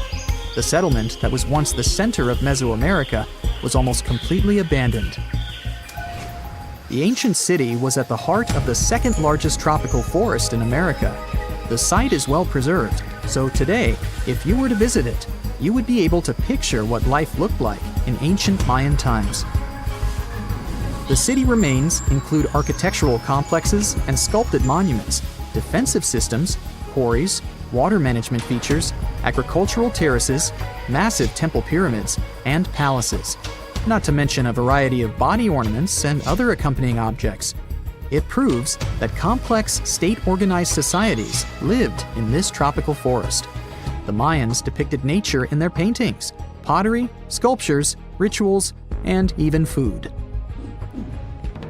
I'm moving on to a place people thought didn't really exist. The city of Thonis-Heracleion appeared only in a few inscriptions and ancient texts. Turns out, it was waiting to be discovered for thousands of years. Scientists searched the majority of the coast of Egypt. But then, archaeologist Frank Gaudio and his team detected a colossal face looking at them from under the water. The ancient city of Heracleion was discovered completely submerged 4 miles off Alexandria's coast. In the ruins of the lost city, there were 64 ships, 700 anchors, and a treasure trove of gold coins. Archaeologists consider a 16-foot tall statue and the temple remains the most important findings discovered by the expedition. Back then, the city had ceremonies and celebrations that took place in the Temple of Amun. The ruins and artifacts were made from granite and diorite, so they were in good condition even after having been in contact with water for centuries. They give people a glimpse into what life was like 2,300 years ago in one of the most important trade ports of the world. The city had a network of canals. You can think of it as an ancient Egyptian Venice. The canals linked many separate harbors and anchorages. Towers, temples, houses, and other structures were also linked by bridges. Thonis-Heracleion was the country's main port for international trade and the collection of taxes. No one really knows how the city ended up submerged, but archaeologists connect it with natural causes. At the end of the 2nd century BCE, most probably after a flood, Heracleion got covered with water. Then, Alexandria, the city founded by Alexander the Great, became more glorious than Heracleion. Before Alexandria's fame, Heracleion was the main port of entry to Egypt. So, after the disaster, many ships heading for Heracleion had to change their route and go to Alexandria. Heracleion lost its glory until its rediscovery in 1933. Mesa Verde is an American national park in Colorado. The park is the largest archaeological preserve in the U.S., with more than 5,000 sites, including 600 cliff dwellings. Mesa Verde means green table in Spanish. The name comes from the shape of the mountains in the area, with flat tops and steep sides. The park is an ancestral Puebloan archaeological site. Starting from 7500 BCE, a group of nomadic Paleo-Indians seasonally lived in Mesa Verde. They were hunters, gatherers, and crop farmers. They built the first pueblos in the region. By the end of the 12th century, the Mesa Verdeans began constructing massive cliff dwellings, which are now the best-known structures in the park. Archaeologists recently found something fascinating from a forgotten Maya kingdom, a tomb hidden in a collapsing pyramid. Inside, there was a king buried for 1,700 years. A jade mask that looks almost human, but not quite. And all this thanks to the looters who missed it by just 6 feet. They stumbled upon it in 2022 in the dense jungles near the border of Guatemala, Mexico, and Belize. In Mayan times, this little place used to be called Xochitlam. It's a lost city, half swallowed by jungle. This place meant pretty much nothing compared to other big Mayan cities, like Tikal or Teotihuacan, or so we thought. The team found a tomb of a Mayan ruler. The artifacts, the names of kings, all this revealed that Xochitlam wasn't just some tiny village. It was a pretty important place for that culture, and what they found inside that tomb may rival the treasures of any Maya metropolis. The tomb's ceiling had collapsed long ago, but the offerings were still inside and remained intact even after centuries. They recovered over 16 spondylus shells. These things were used by the ancient elite for power and rituals. That meant that whoever the tomb was related to, it was someone wealthy, of high status, who got themselves a ceremonial burial. Archaeologists also found carved femur bones. They were etched with hieroglyphs and names. Maya literally wrote their history in human remains. Researchers want to dive super deep and get a DNA analysis on the bones. Maybe that will help uncover familial ties, origins, or health problems these people might have faced. And most important of all, the mosaic jade mask. It was pieced together from luminous green tiles into an expression that feels almost human, almost alive. A lot of people were joking that it's just like Jim Carrey's mask in the famous movie. But it wasn't a magical artifact. That was the face of a forgotten Maya king, staring out at us after 1,700 years of silence. His name was etched into the femur bones, Itzam Kokaj Balam. Historians think this might be the ruler who reigned around 350 BCE. Unfortunately, this period is super underdocumented. We barely know anything about those times, but it looks like he was pretty important to the locals. One of the bones even showed a carved figure holding a deity's severed head. The deity's head looks exactly like the jade mask. Perhaps this was supposed to be the king himself, defeating some mythological villain. Other inscriptions mention the king's father and grandfather. That links Xochitlam to the mighty Maya capitals we mentioned, Tikal and Teotihuacan. Tikal was once the beating heart of the Maya world. It was a fascinating megapolis. A city rose from the Guatemalan lowlands with towering step pyramids that scraped the sky. That place was home to tens of thousands of people. It was also a hub of art, astronomy, and culture. The rulers were worshipped almost as living deities. Their deeds were carved into stelae that still stand amid the howler monkeys. Teotihuacan was located even further north. Now that was a mystery of another kind. It wasn't really Mayan, but rather Central Mexican. But still, that was a true metropolis, one of the largest cities in the world during its time. It was most famous for its Avenue of the Dead and colossal structures like the Pyramid of the Sun. It was a rich cultural center that had a worldwide influence. For centuries, both Tikal and Teotihuacan seemed to have completely different cultures. Tikal was a flourishing city-state where people loved reading, astronomy, and beautiful architecture. Teotihuacan was a titanic militaristic superpower. Two big centers of Mexico, separated by 600 miles of jungle and mountains. Compared to these imperial capitals, Xochitlam was a whisper. But it looked like this Itzam guy from the tomb wasn't just a ruler of a random village. He seemed to have political ties in ancient Mesoamerica.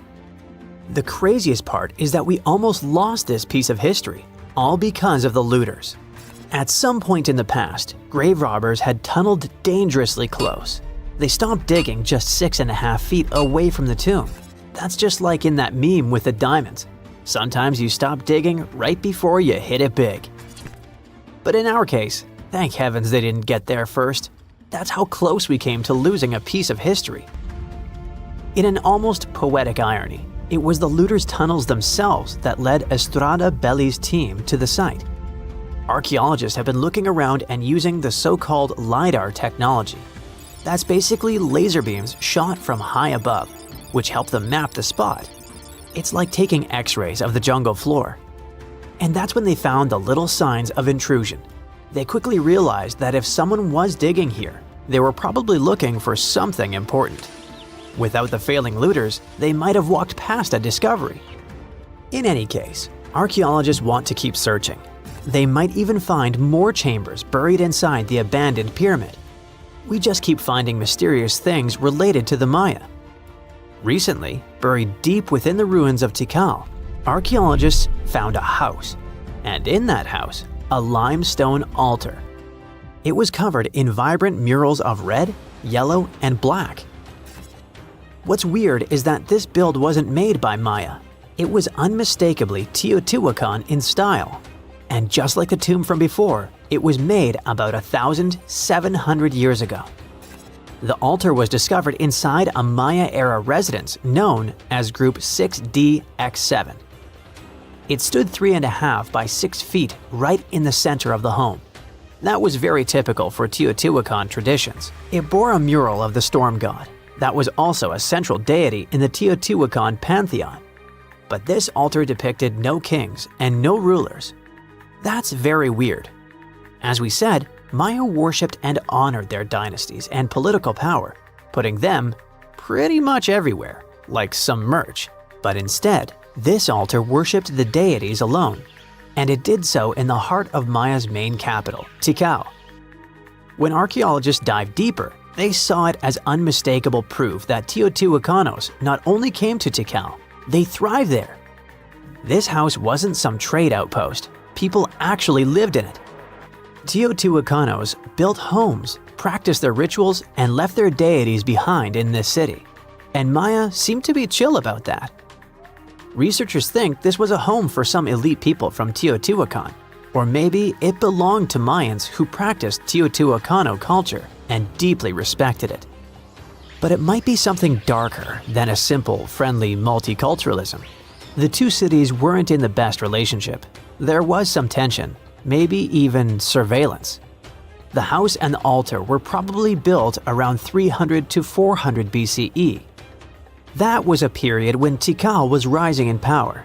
This might have caught the attention of the mighty empire to the north. It's almost as if Mayans poked the beast. By 400 to 450 BCE, that attention may have become something sinister. The altar could have actually been the symbol of domination. Had the Maya of Tikal truly welcomed their guests, or did they come here and bluntly started building foreign altars in sacred spaces? Did Teotihuacan use this as some kind of soft invasion? In that case, it would make sense for Mayans to destroy that place or vandalize it somehow. Mayans regularly buried their buildings and rebuilt on top of them. But for some reason, this altar remained untouched. Mayans found it and buried it with the surrounding buildings as they were. No vandalism, no destruction, no rebuilding even. Looks like they had some complicated feelings about Teotihuacans. It was a time when cultures clashed, fused, overlapped, and possibly spied on each other. Perhaps one day we'll learn more about what really happened among these ancient civilizations. See this place on the map? Yeah, right there. It's estimated that around 100 people have vanished or lost their lives here. Why, you ask? Well, it seems they were all looking for this guy, Percy Fawcett. He was a British colonel, famous for his sharp blue eyes, perfectly groomed beard, and signature hat. He looked like a character from Pride and Prejudice, but lived more like Indiana Jones. In fact, this character was inspired by Fawcett's story. But his disappearance in 1925 was more macabre than any movie plot. Colonel Fawcett was bold. Not the ask your neighbor's Wi-Fi password kind of bold. I'm talking full-on, I don't care that much about my life bold. He used to be a soldier in Sri Lanka and even did a secret spy gig in Morocco, but he needed more. So in 1906, Fawcett started exploring parts of Brazil and Bolivia where no one had dared to go before. His mission was to create secret, mind-blowing maps. Okay, that doesn't sound too risky, but trust me, it was. If you want to explore the world nowadays, you just open Google Earth and, well, that's it. No danger, no adrenaline, just maybe one or two creepy street view photos. Ew. But we're talking about the beginning of the 20th century, when satellites, and this weird Google car, didn't exist. Back then, if you wanted to fill in the world map, you actually had to explore the land on foot. So that's how Colonel Fawcett ended up in South America. And he became famous for his expeditions to map out the wild Amazon. He was the first guy to record the locations of waterfalls in that region, for example. But then he got obsessed. Blame it on lack of sleep or whatever sketchy Amazon jungle juice he was sipping, but suddenly he was like, I'll bet there's an ancient advanced city hidden somewhere around here. Spoiler alert, there wasn't. But he was hooked on that idea. Hanging out with native Indians for so long convinced him that large groups could totally thrive in the middle of a massive rainforest. And of course, Fawcett loved a good old adventure story, especially the ones from the 16th and 17th centuries, written by European explorers. In those stories, adventurers claimed they had found huge settlements and fine roadways deep in the heart of Latin America. But Fawcett's all-time favorite story came from a manuscript written in 1753. Back then, adventurers were hunting for precious metals in Brazil when they stumbled upon a ruined city with monumental buildings, roads, and plazas. Oh, and every corner had a Roman-style spire. Naturally, the colonel was all in to find it. Too bad no one told him this manuscript is mostly considered a forgery. Yep, this story is as real as Snow White's. But then, things got weird. The settlement described in that manuscript was supposedly located in the northeast side of Brazil.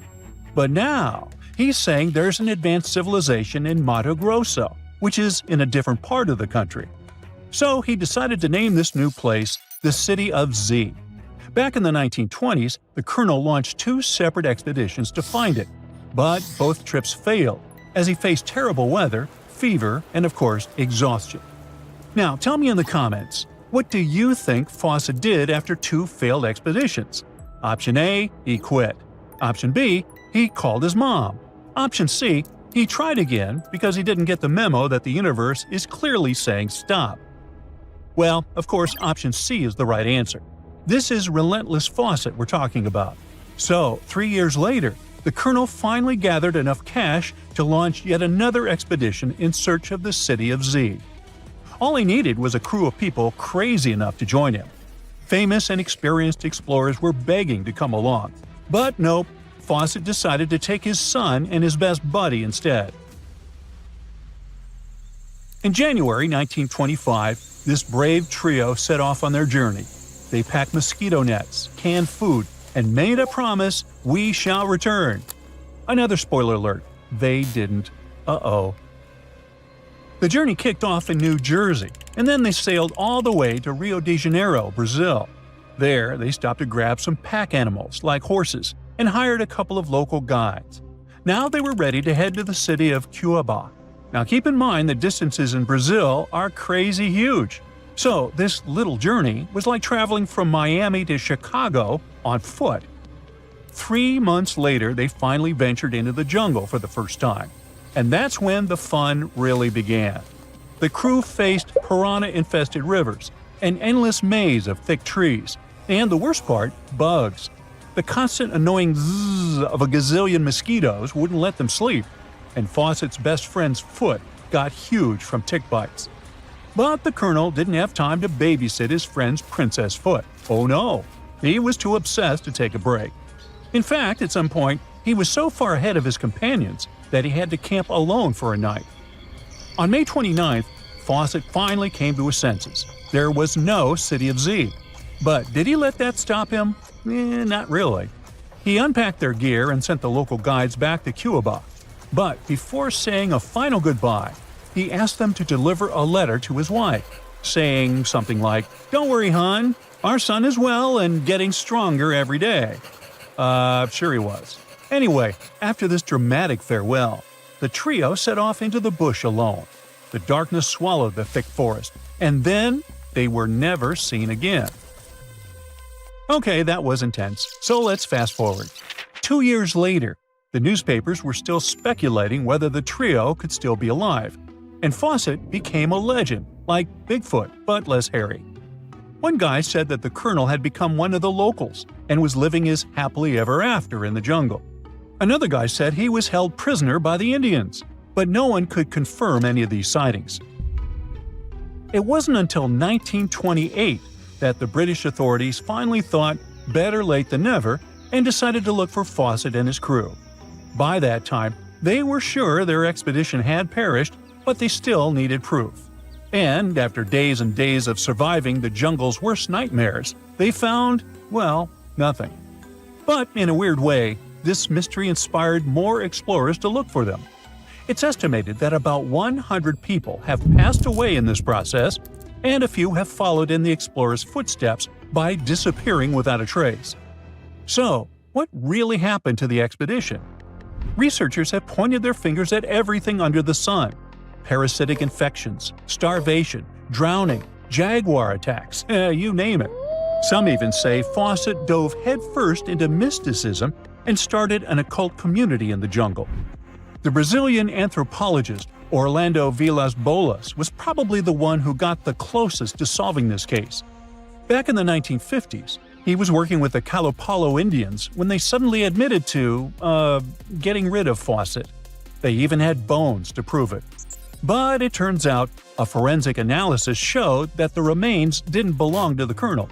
So we're back to square one, and nobody knows, to this day, whatever the heck happened to them. Fawcett's quest, as we know it today, is based on some pretty questionable sources. But there is a possibility that he wasn't living in Delulu land after all.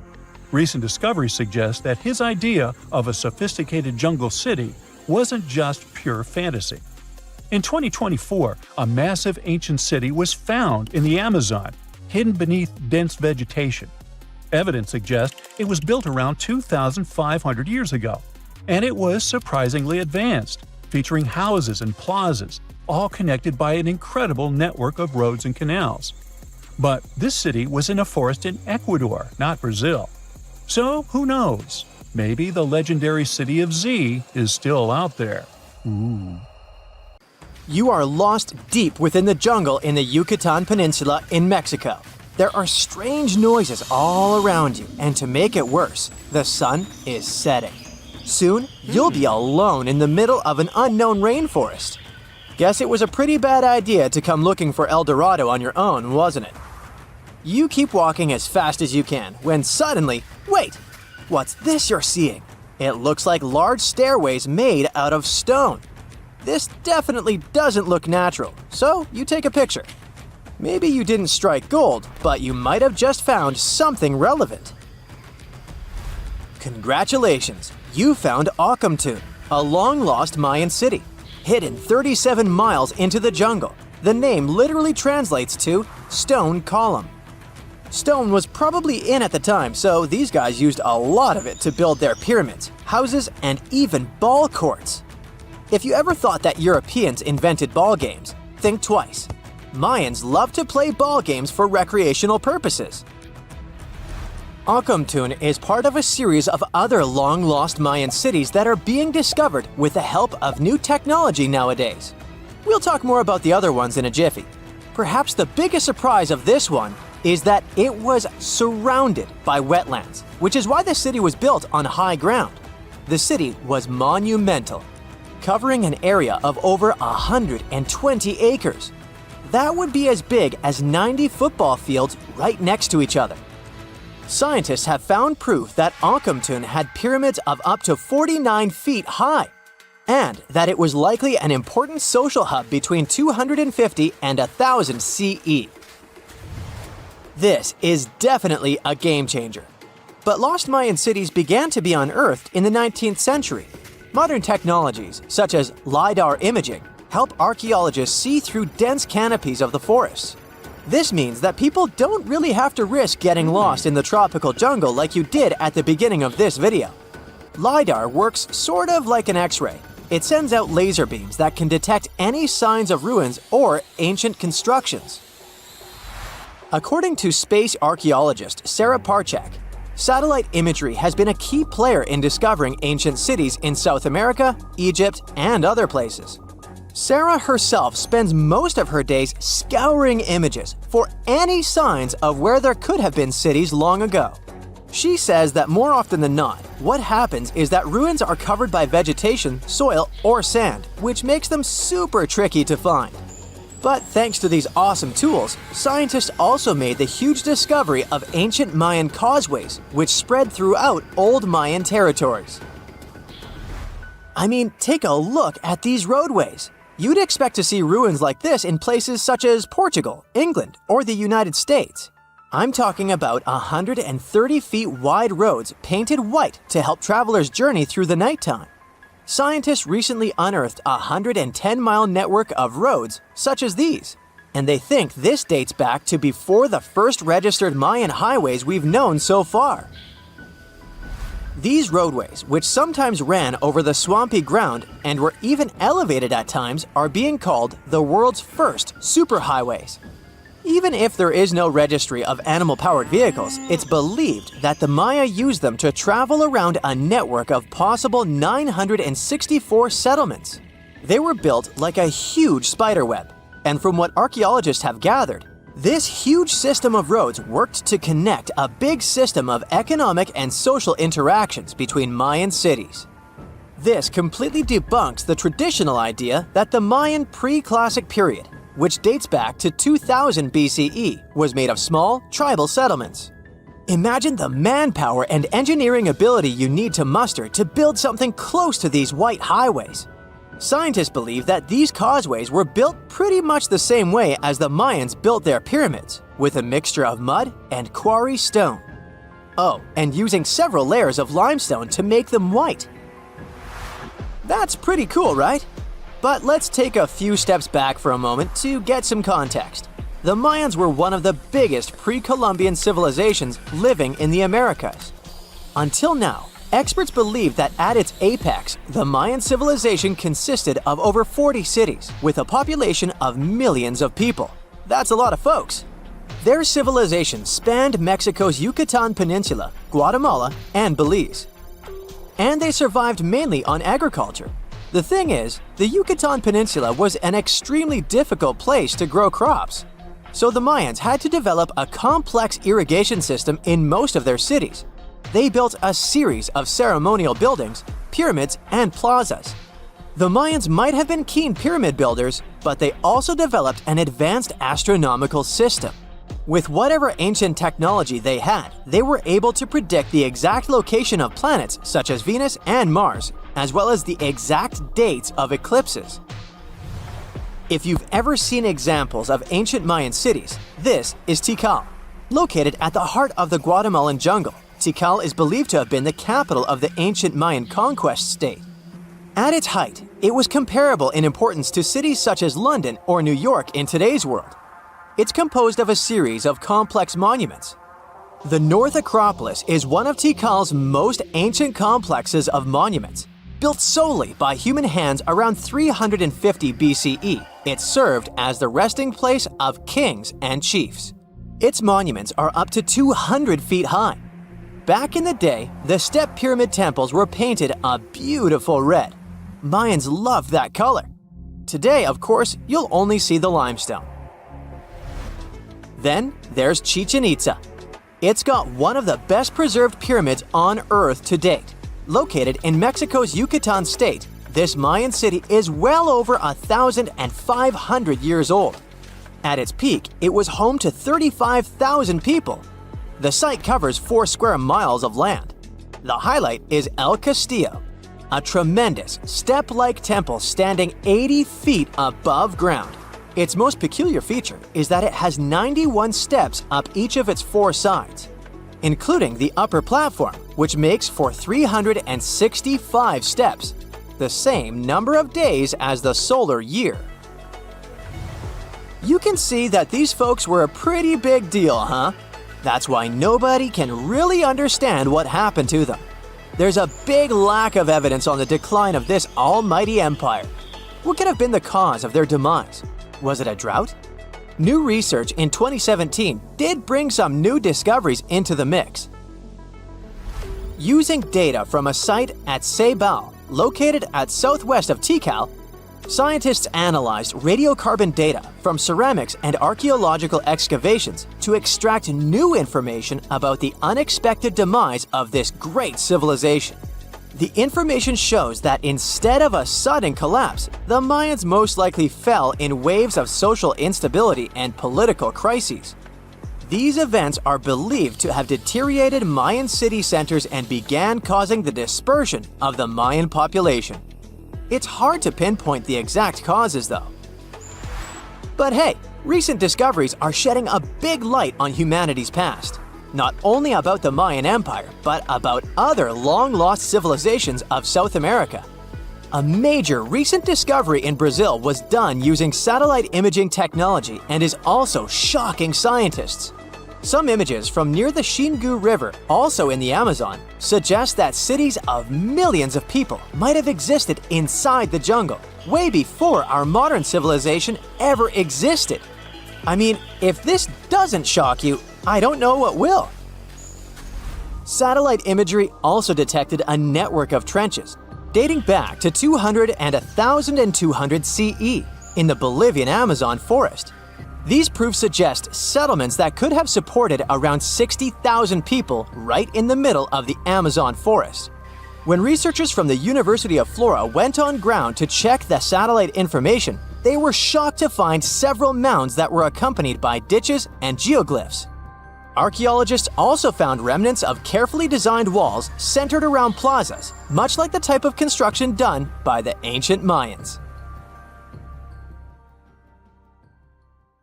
Well, this eerie Lake Huron discovery may be that it possibly contains the remnants of an entire civilization. Whoa, wait, sounds like Atlantis, right? Well, not exactly. But if there really had been an ancient underwater civilization here, it must have been a pretty advanced one. Around 10,000 years ago, two sharp glassy flakes broke off a stone tool and landed on the ground unnoticed. They stayed buried there for thousands of years, until 2013. Then scientists pulled up a small chunk of mud, about the size of a milk carton, from the bottom of Lake Huron, 100 feet underwater. Inside the mud, they found those same two flakes made of obsidian, a shiny black volcanic glass that forms when lava cools quickly.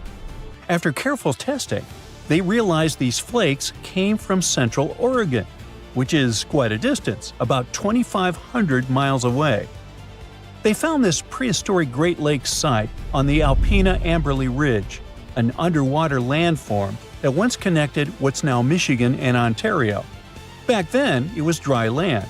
Early humans used it to build traps for animals like caribou as the Ice Age faded and the Great Lakes began to form.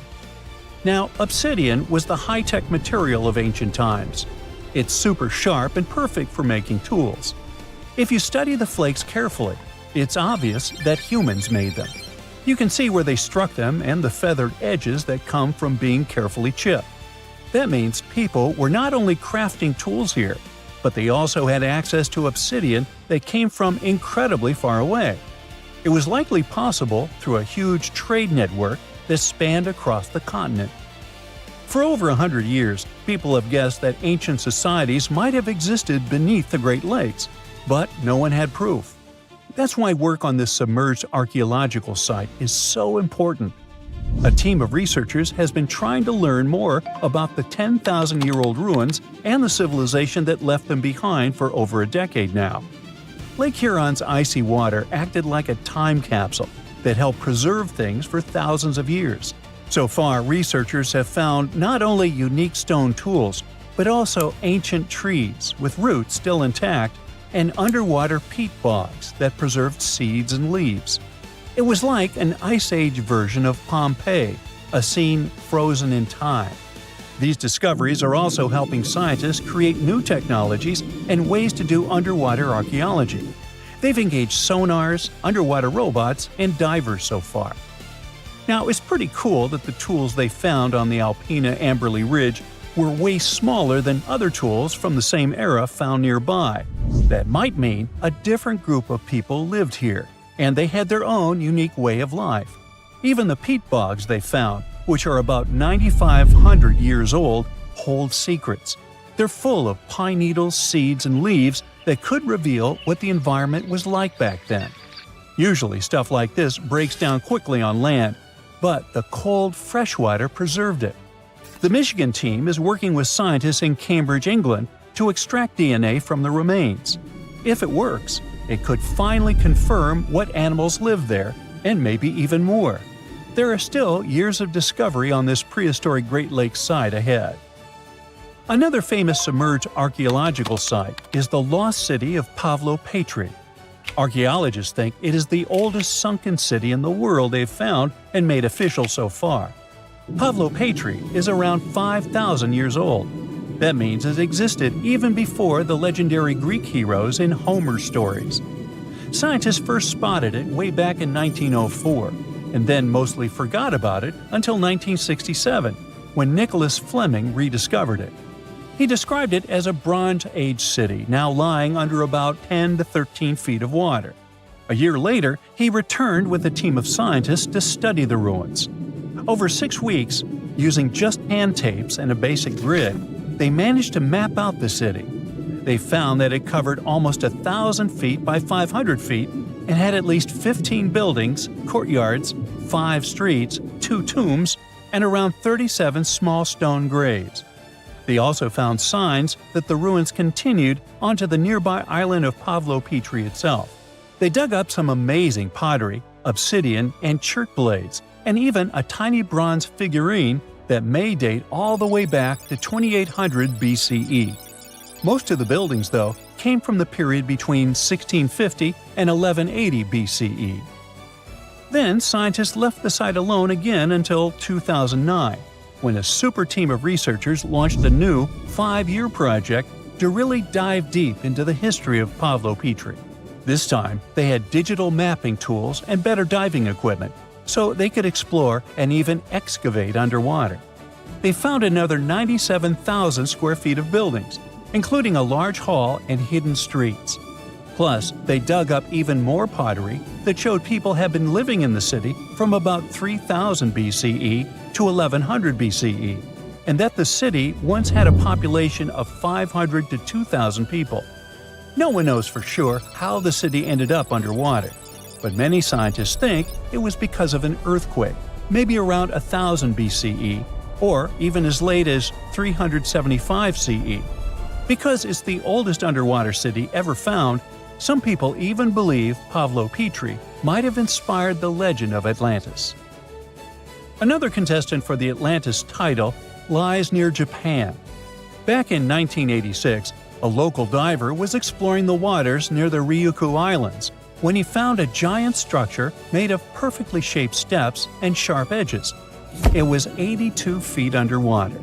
Today, the Yanaguni Monument is one of the most mysterious underwater sites on the planet. The structure is nearly half a football field in size. It looks like a massive stone pyramid with layers of platforms and steps stacked one on top of another. No one really knows where it came from or who built it.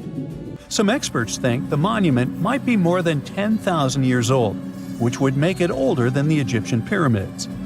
One theory is that it could be the last remains of a lost civilization called Mu, a mythical Pacific society kind of like Atlantis. Others believe an ancient culture that lived in Japan as early as 12,000 BCE might have built it. But many scientists and geologists are skeptical about this possible underwater ancient civilization, even though Yanaguni has narrow passageways, arched openings, and right angles that almost look like city blocks. They say that the site looks a lot like natural rock formations, like the Giant's Causeway in Northern Ireland, for example.